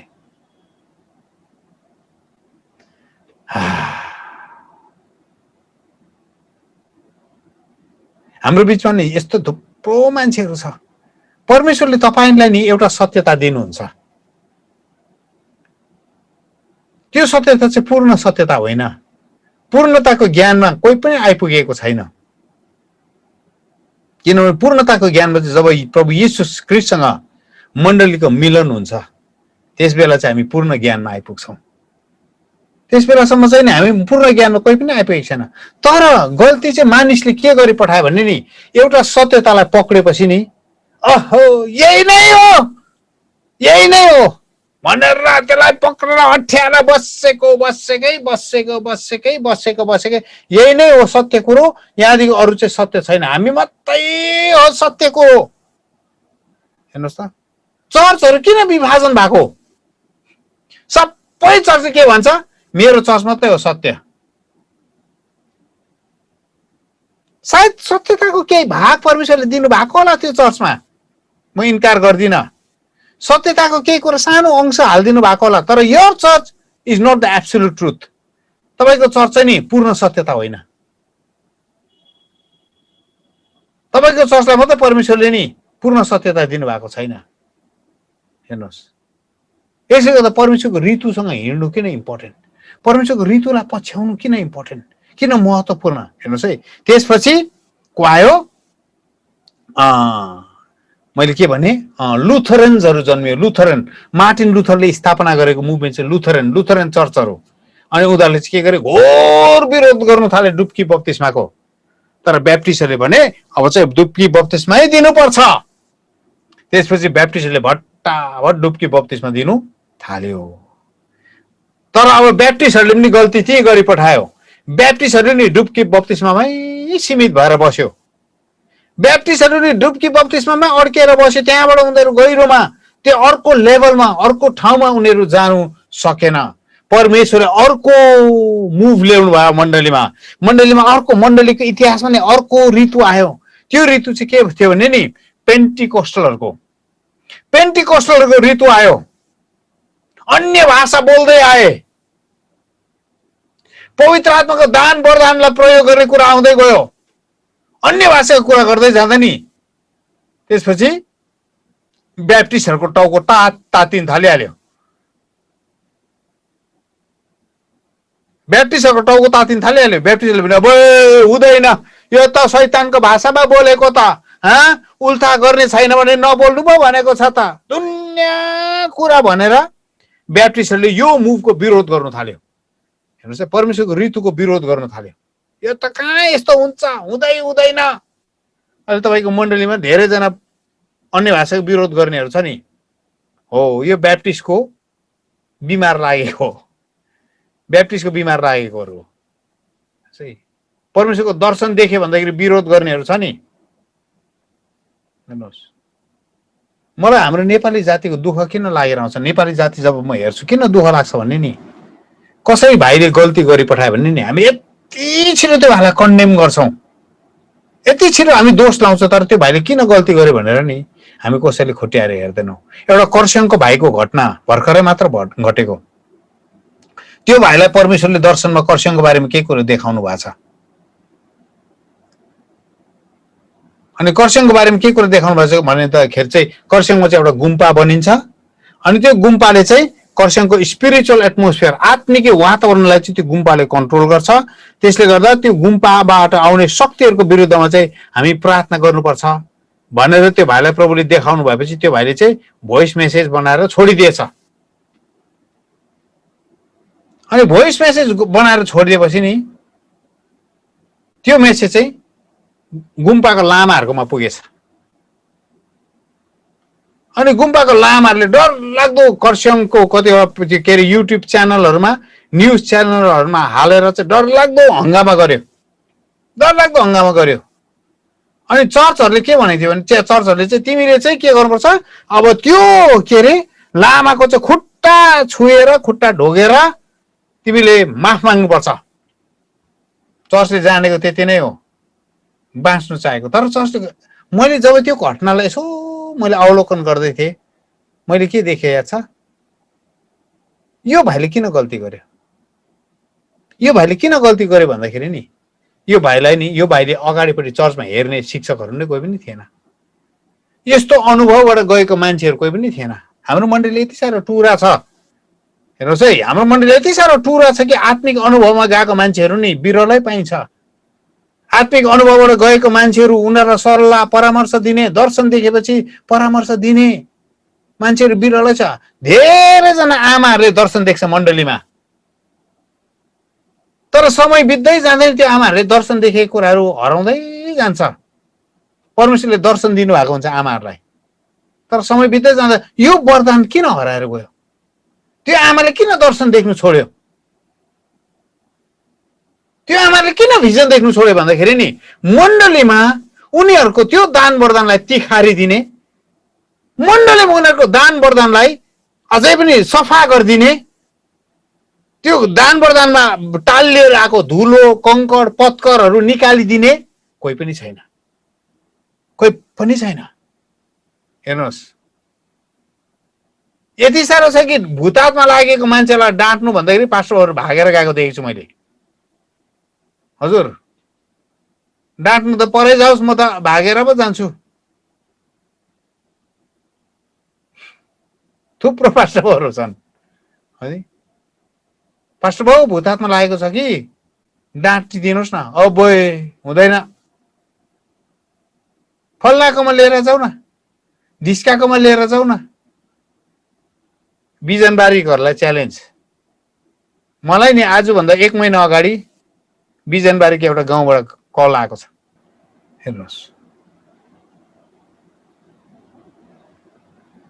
हजारौं किलोमिटर टाढोको रोहित थापालाई उनीहरूले फोन गर्नु हुँदैन। खास गरी दुःख लाग्दो दिनहरू हो यो।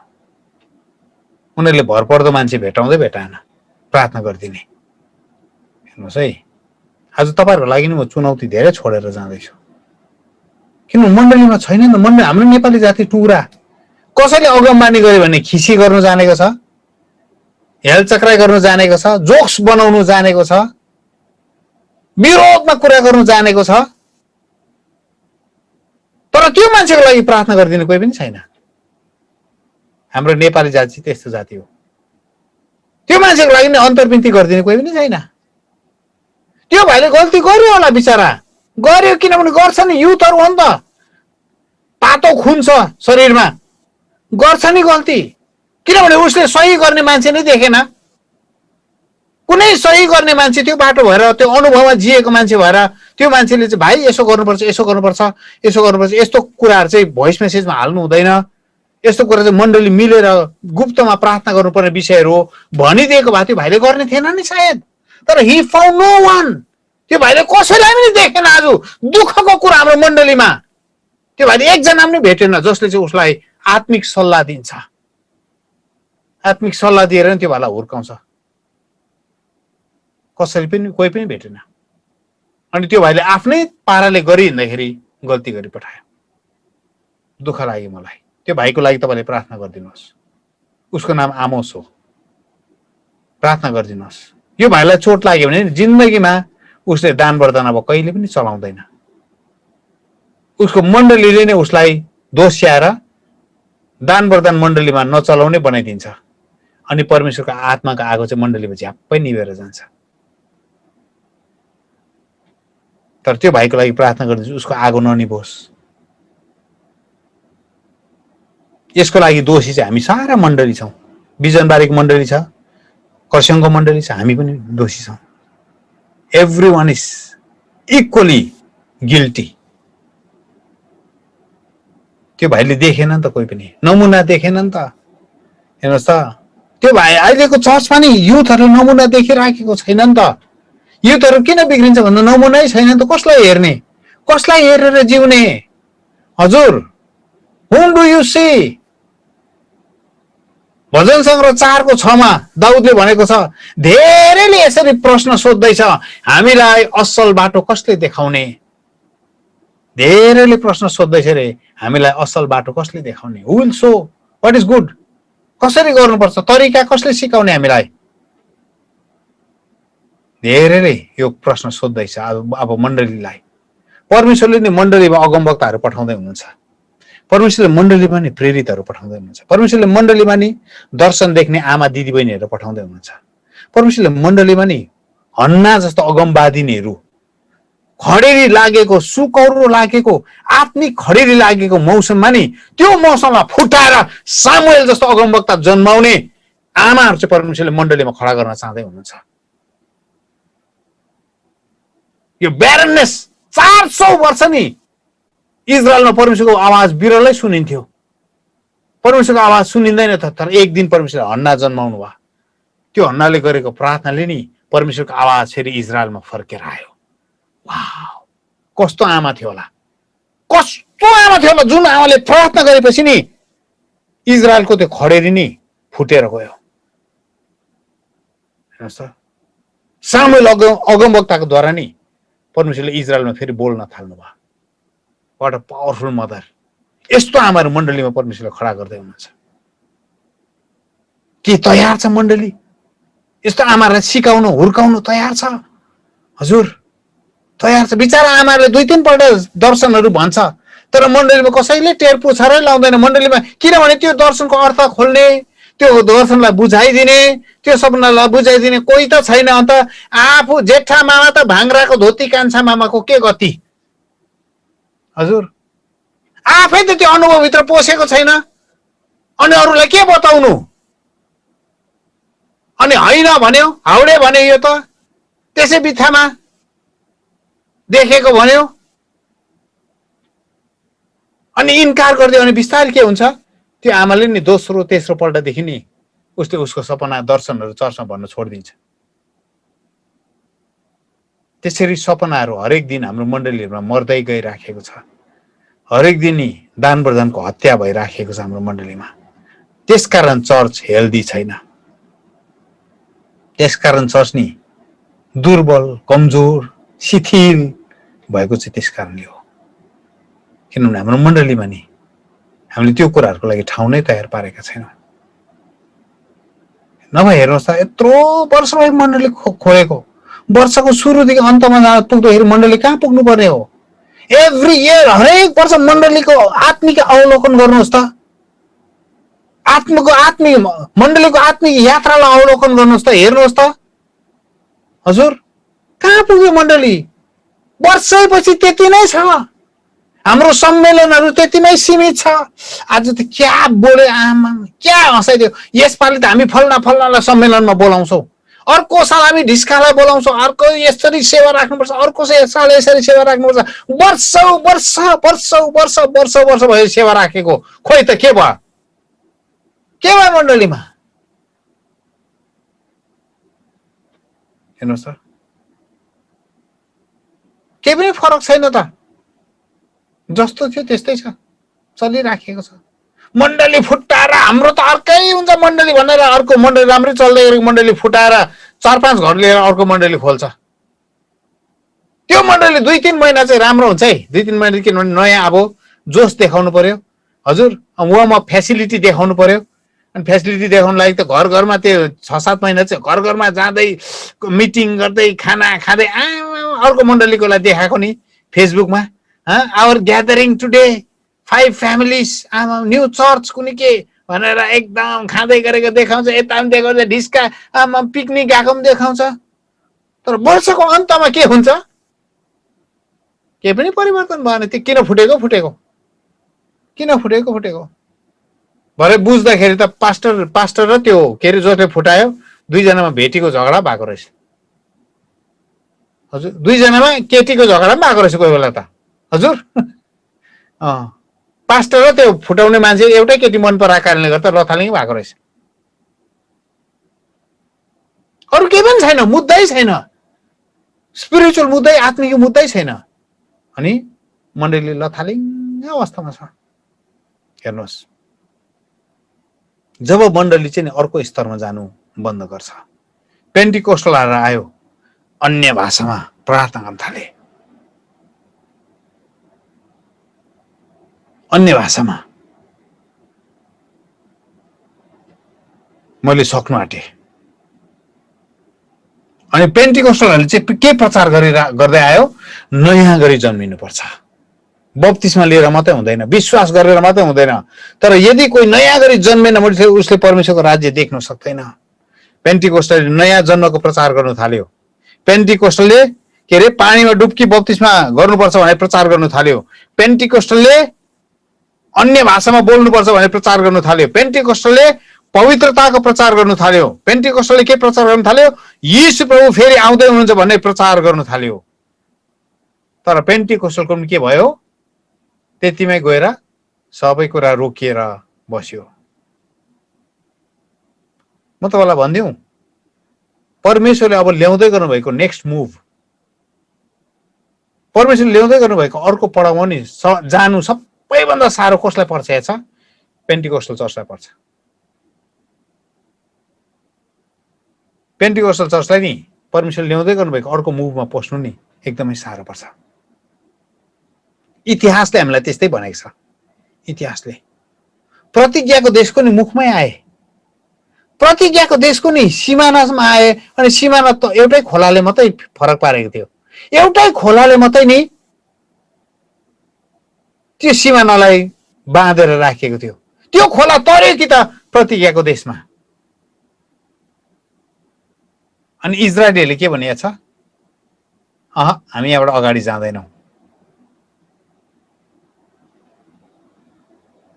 परमेश्वरले तपाईँको चर्चमा नि काम गर्न लाग्नु हुँदाखेरि नि अलवेज सिचुएसन यस्तै हुन्छ। तपाईँको चर्चमा परमेश्वरले ब्रेक थ्रु ल्याउनु आँटेको हुन्छ कि किन हो किन चर्च पछि हट्छ। कसैले भन्छ ए तिमीहरूको चर्चको वर्सिप त कस्तो ल्याङफ्याङ खालको वर्सिप, आमामा 3 घण्टा 4 घण्टा पनि वर्सिप हुन्छ त्यस्तो, तपाईँलाई अलिकति लाग्छ। त्यसपछि तपाईँको चर्चमा नि होल नाइट प्रार्थना गर्नु थाल्छ। त्यसपछि के भन्छ? बिजनबारीको कमिटी बस्छ है, बिजनबारीको पास्टरको यो चर्चलाई चाहिँ निकालिदिनु पर्छ, किनभने रात प्रार्थना गर्छ। के गरेको हो? अब प्रार्थना गरेको भन्छ, हाम्रो छोरी चेली बोलाएर छोराहरू आएर चर्चमा के गरेको प्रार्थना गरेको भन्छ, यो चर्चलाई चाहिँ हामीले हाम्रो कमिटीबाट निकालिदिनु पर्छ। तपाईँलाई अलिकति झन्चस्सै लाग्छ। अनि भन्छ यो चर्च त हाम्रो जस्तो छैन, यो चर्च त कुनै कस्तो कस्तो खालके पो छ है, यो चर्च त पुरा फास्टिङ बस्छ है, हामी त सुँगुरको मासु लडाउँदै हिँड्छौँ, तर यो चर्च चाहिँ फास्टिङ बसेर उधुम, त्यसले गर्दा यो चर्चलाई अलिकति यो चर्चदेखि टाढो बस्नुपर्छ। त्यसपछि तपाईँ के हुनु थाल्छ? तपाईँको मनमा नि you want to be accepted once again. तपाईँलाई लाग्छ होइन नगरौँ, अब यो प्रार्थना गर्दाखेरि पनि अर्को फल्लाले मन पराउँदैन रहेछ, हामी उपवास बस्दा पनि ढिस्काले मन पराउँदैन रहेछ, हामीले चर्चमा 3-4 घण्टा वर्सिप गर्दा पनि योले मन पराउँदैन रहेछ, त्यसले गर्दा हामी त अब यो चर्चको सबै चर्चको युनाइटेड चर्चको कमिटीभित्र बस्नुपर्छ, त्यसले गर्दाखेरि हामी सबैसँग मिलेर बसौँ ल। तपाईँलाई के थाहा? तपाईँले 1 हप्ता बढी नि त्यसरी आराधना गरेको भए नि तपाईँको चर्चमा मुर्दाहरू जीवित भएर उठ्ने थियो। तपाईँलाई के थाहा? तपाईँले 1 हप्ता चाहिँ नि बेसी त त्यसरी तपाईँले आराधना गर्नुभएको भए नि तपाईँको चर्चमा शक्तिशाली आश्चर्य घटनाहरू घट्थ्यो। तर तपाईँ यति साह्रो नजिक आउनुभयो र त्यहाँदेखि फर्केर जानुभयो। यो चाहिँ हिस्ट्रीले देखाउँछ, इतिहासले देखाउँछ। Because you did not want to be different. तपाईँ बेग्लै हुन मान्नु भएन। तपाईँलाई भिड चाहियो, तपाईँलाई समाजको रिकमेन्डेसन चाहियो, तपाईँलाई नि युनाइटेड चर्चेसहरूको स्वीकृति तपाईँलाई साह्रो, त्यो हराउनु चाहिँ तपाईँलाई बहुमूल्य लाग्यो। अरू मान्छेहरूको वाहवाही पाउनु चाहिँ तपाईँलाई भयङ्कर लाग्यो। अनि तपाईँले हामीले के गर्यौँ? प्रतिज्ञाको देशको यति साह्रो नजिक आयौँ। अनि त्यसपछि हामी फर्केर गयौँ, आफ्नै पुरानो कुराहरूमा फर्केर गयौँ, पुरानै कुरा गर्न थाल्यौँ। चर्चको इतिहास यसरी हुँदै हुँदै हुँदै गएको छ। तर हामीलाई इजरायलीहरूलाई के भइएको छ? उनीहरूले के भने यही ठाउँ ठिक छ, हामीलाई यही ठाउँ ठिक छ, हामी प्रतिज्ञाको देशमा हामी पस्नु चाहँदैनौँ, त्यहाँ त दैत्यहरू छ अरे, त्यहाँ त अनाको सन्तानहरू छ अरे, हामी प्रतिज्ञाको देशमा पस्दैन, हामीलाई यही कुरा ठिक छ। तर तिनीहरूलाई के थाहा, जब परमेश्वर हिँड्नुहुन्छ तब उहाँको अभिषेक पनि उठेर जान्छ। When God moves, the anointing leads the church.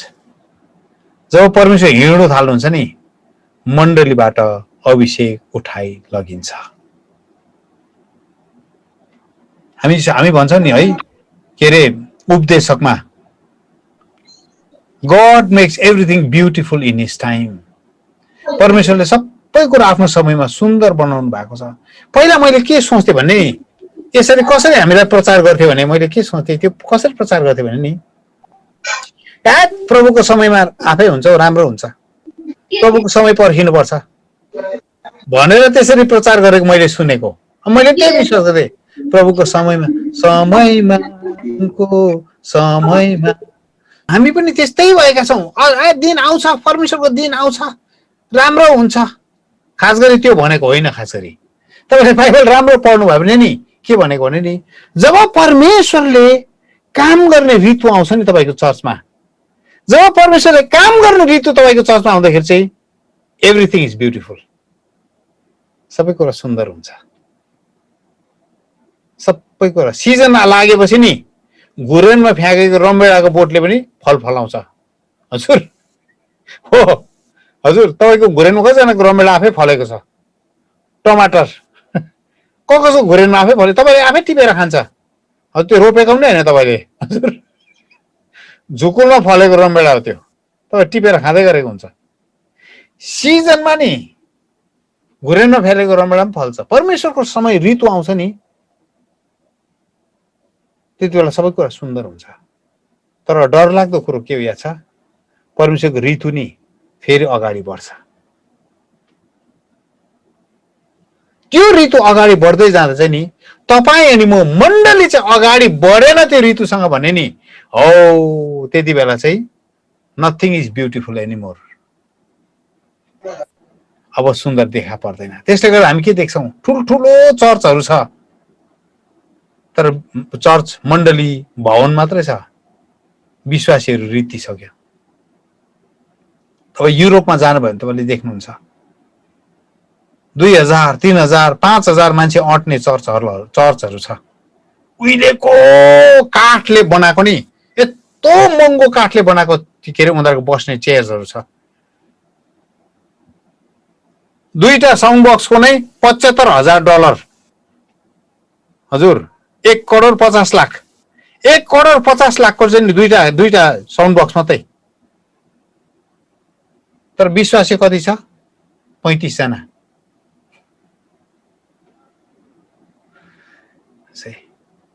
जब ऋतु परमेश्वरको ऋतु उठेर जान्छ नि परमेश्वरको अभिषेक जब उठेर जान्छ नि मण्डली नाङ्गो हुन्छ। चर्च कहाँ दुर्बल हुन्छ भन्दाखेरि नि परमेश्वरको अभिषेकलाई जब पछ्याउनु छोडेर नि आफ्नो सुविधाको ठाउँमा बस्छ। हामी जाँदैनौ प्रभु हामीलाई यही ठीक छ हामी त्यो नदी तरेर प्रतिज्ञाको देशमा चाहिँ पस्दैनौ भन्छ नि मेरो मण्डली कहाँ छ। एउटा अगमबानीको कुरा भन्नु मन पर्यो। साउलको घराना चाहिँ नि अन्त हुँदैछ। अब परमेश्वरले नि दाउदको घरानालाई खडा गर्दै हुनुहुन्छ। साउलको घरानाले चाहिँ नि संसारिक सिस्टम संसारिक पद्धतिमा चल्ने घराना। किनभने साउललाई चाहिँ कसले नियुक्त गरेको थियो मानिसले नियुक्त गरेको थियो नि त साउललाई।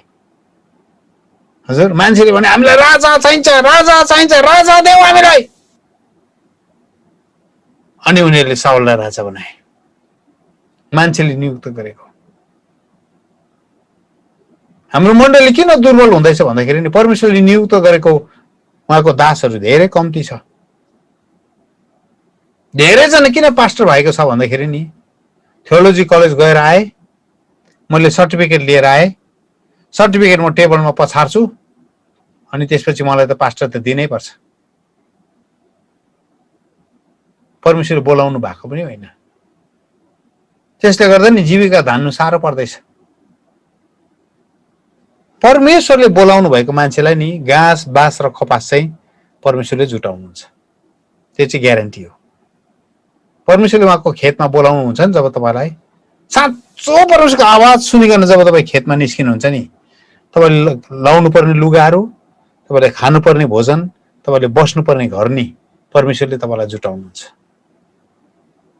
त्यो चाहिँ परमेश्वरले भन्नुभएको छ। आकाशको चराहरू आएर, बगानको लिली फुल आएर, भङ्गेराहरू आएर परमेश्वरले तपाईँलाई नि दिनुहुन्छ। तर समस्या चर्च किन दुर्बल हुँदैछ भन्दाखेरि नि यस्तो मान्छेहरू चर्चको गोठाला भएका छन् जुन गोठालाहरूलाई परमेश्वरले बोलाउनु भएकै होइन। हजुर कस्तो पाराले गोठाला भयो भन्दा नि स्कुलमा पनि फेल भएर भएर भएर भएर भएर भएर हजुर 25 26 मार्क्सदेखि उँभो कहिले आएन, जहिले पनि झुन्डेर फेल, जहिले पनि झुन्डेर फेल। अनि कसैले काम नलाग्ने भयो गाउँमा। अब अनि भतुवा भएर हिँड्नु थाल्यो, गाउँमा नाम कमाउनु थाल्यो। आमा बाउलाई दुःख लाग्यो। अनि पास्टर बाउलाई भने पास्टर बाउ लु न हो छोरालाई पार लगाइदिनुहोस्, के गर्नु पास्टर बाउ, यसले त हाम्रो त बदनाम गरिसक्यो। पास्टर बाउले यसो के गर्ने त, बाइबल कलेज जाने, बाइबल स्कुल जाने? हुन्छ पास्टर बाउ जान्छु। हजुर हेर्नुहोस् है, म कसरी भन्दैछु भन्ने नि, चेन्नईमा नि हजारौं बाइबल स्कुल र बाइबल कलेज छ। हजुर त्यो स्टुडेन्टहरू नि ग्रेजुएसन हुँदैसम्म पनि प्रार्थना गर्नु पनि जान्दैन। किनभने प्रार्थना गर्नु आएकै होइन। हजुर अन्त परमेश्वरको बुलाहाट पाएर आएकै होइन।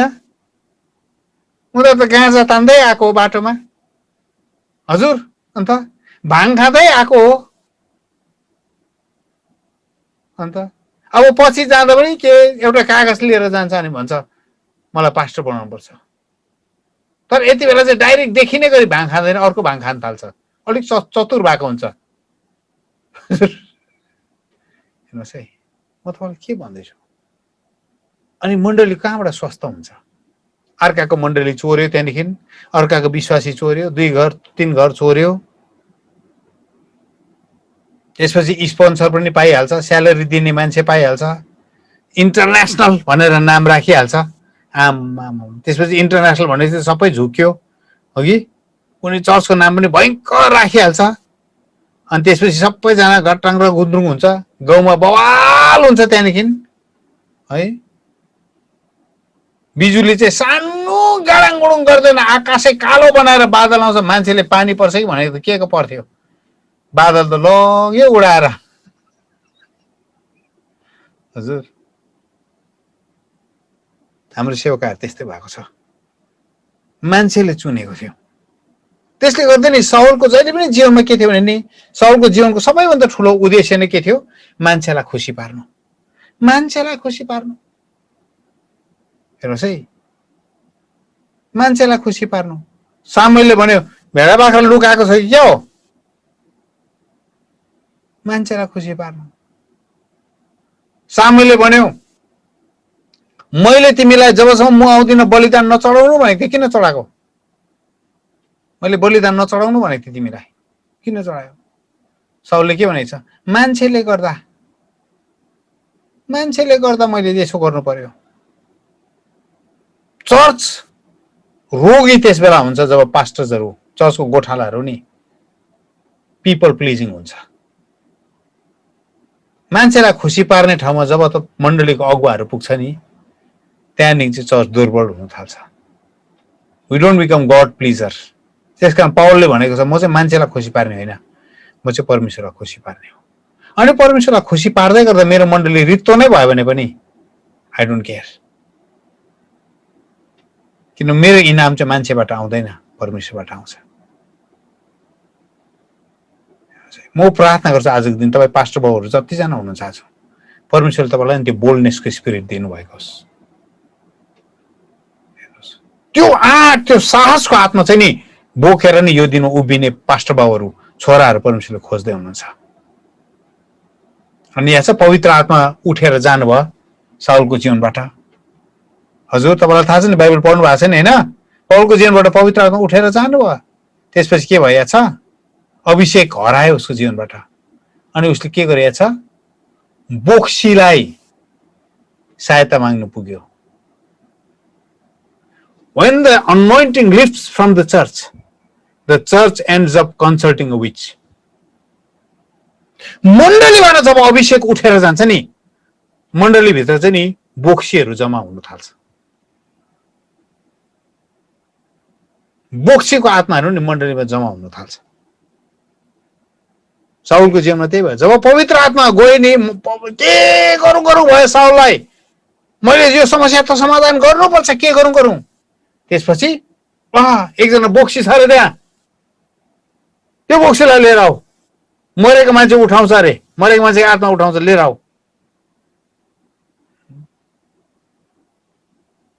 मण्डलीबाट जब अभिषेक उठ्छ नि, मण्डलीमा बोक्सीहरूको रगरगी हुन थाल्छ। त्यसले गर्दा म जहिले पनि भन्छु, when the spirit of Elijah arises, there is always the spirit of Jezebel that confronts the spirit of prophecy. मण्डलीमा नि अगमवक्ताको आत्मा परमेश्वरले खडा गर्दै हुनुहुन्छ नि, जेजेबेलको आत्मा खडा हुन्छ अगमवक्तालाई मार्नुको लागि। यो चाहिँ सत्य बाइबलमा इतिहासमा भएको घटना हो। अनि जब मण्डलीले सत्य कुरालाई, साँचो कुरालाई इन्कार गर्छ नि, परमेश्वरले नि भरमाउने कुरो मण्डलीमा आफै हाल्दिनु। भरमाउने कुरो शैतानले हाल्दैन, भरमाउने कुरो नै शैतानले हाल्दैन, भरमाउने कुरो नै परमेश्वरले हाल्दिनुहुन्छ। जब तपाईँले नि धेरै पल्ट जब परमेश्वरको ट्रुथलाई, परमेश्वरको सत्यतालाई जब तपाईँले रिजेक्ट गर्नुहुन्छ नि, परमेश्वरको सत्यतालाई तपाईँले नि कार्पेट मुनि पुछेर हाल्नुहुन्छ नि, कार्पेट बढाल्दै मुनि धुलो हालेको जस्तो नि, कार्पेट बढाल्दै मैला हालेको जस्तो नि, परमेश्वरको सत्यतालाई जब मण्डलीले नि दरकिनार गर्छ, तब परमेश्वरले नि भरमाउने आत्मा मण्डलीमा पठाइदिनुहुन्छ। पहिलो राजा 22 अध्याय।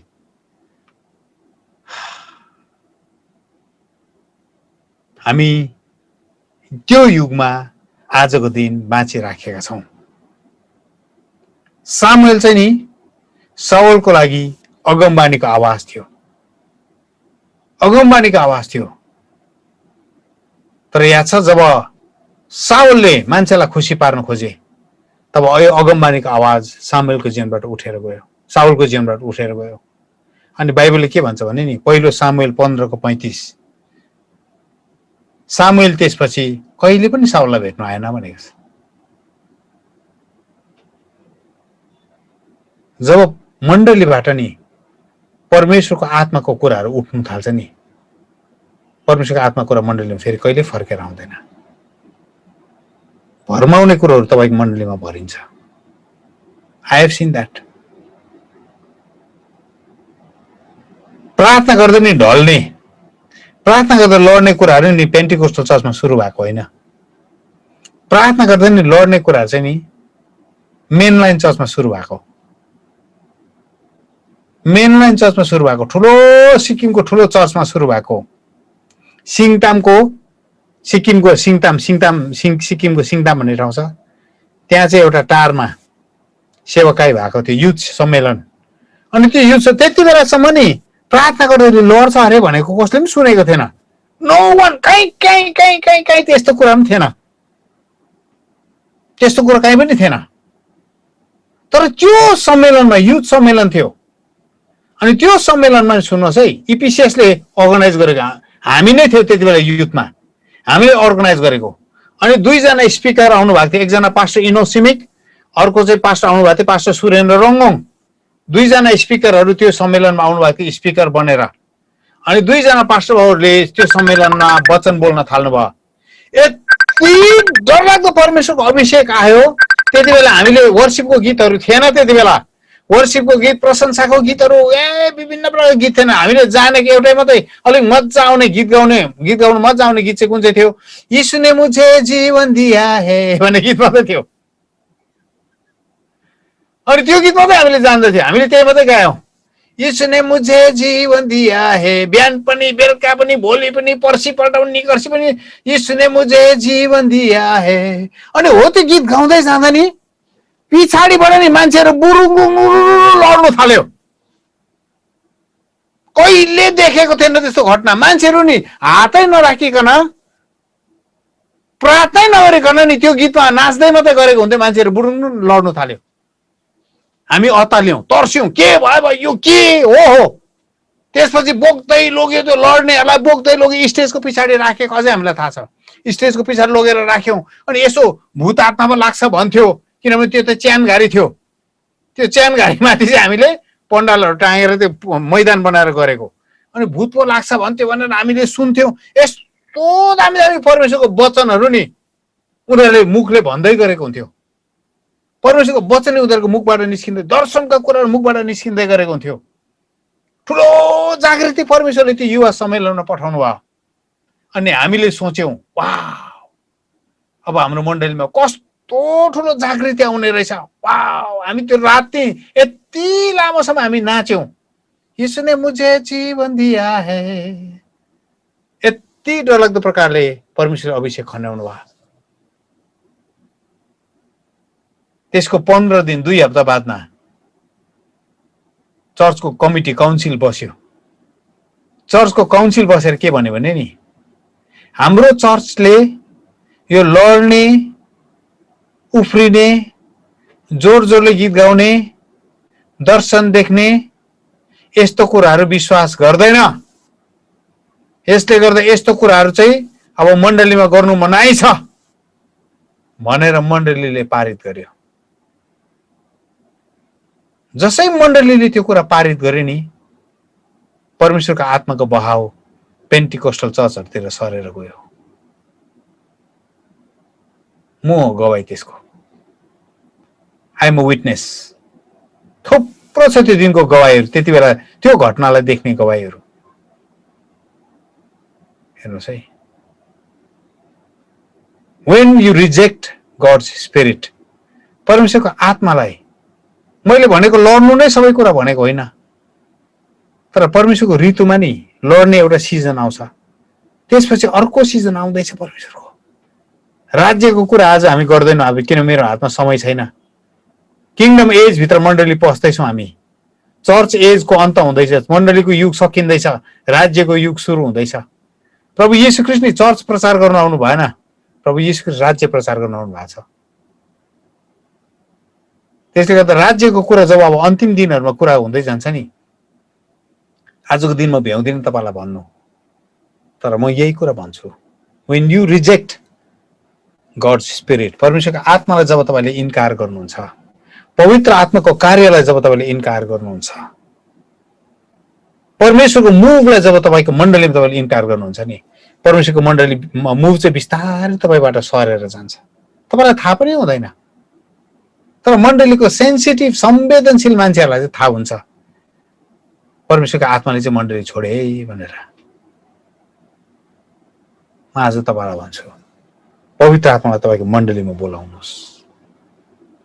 प्रकाशित 22 अध्यायले भन्छ, दुलही अनि आत्माले भनुन् आउनुहोस् येशू।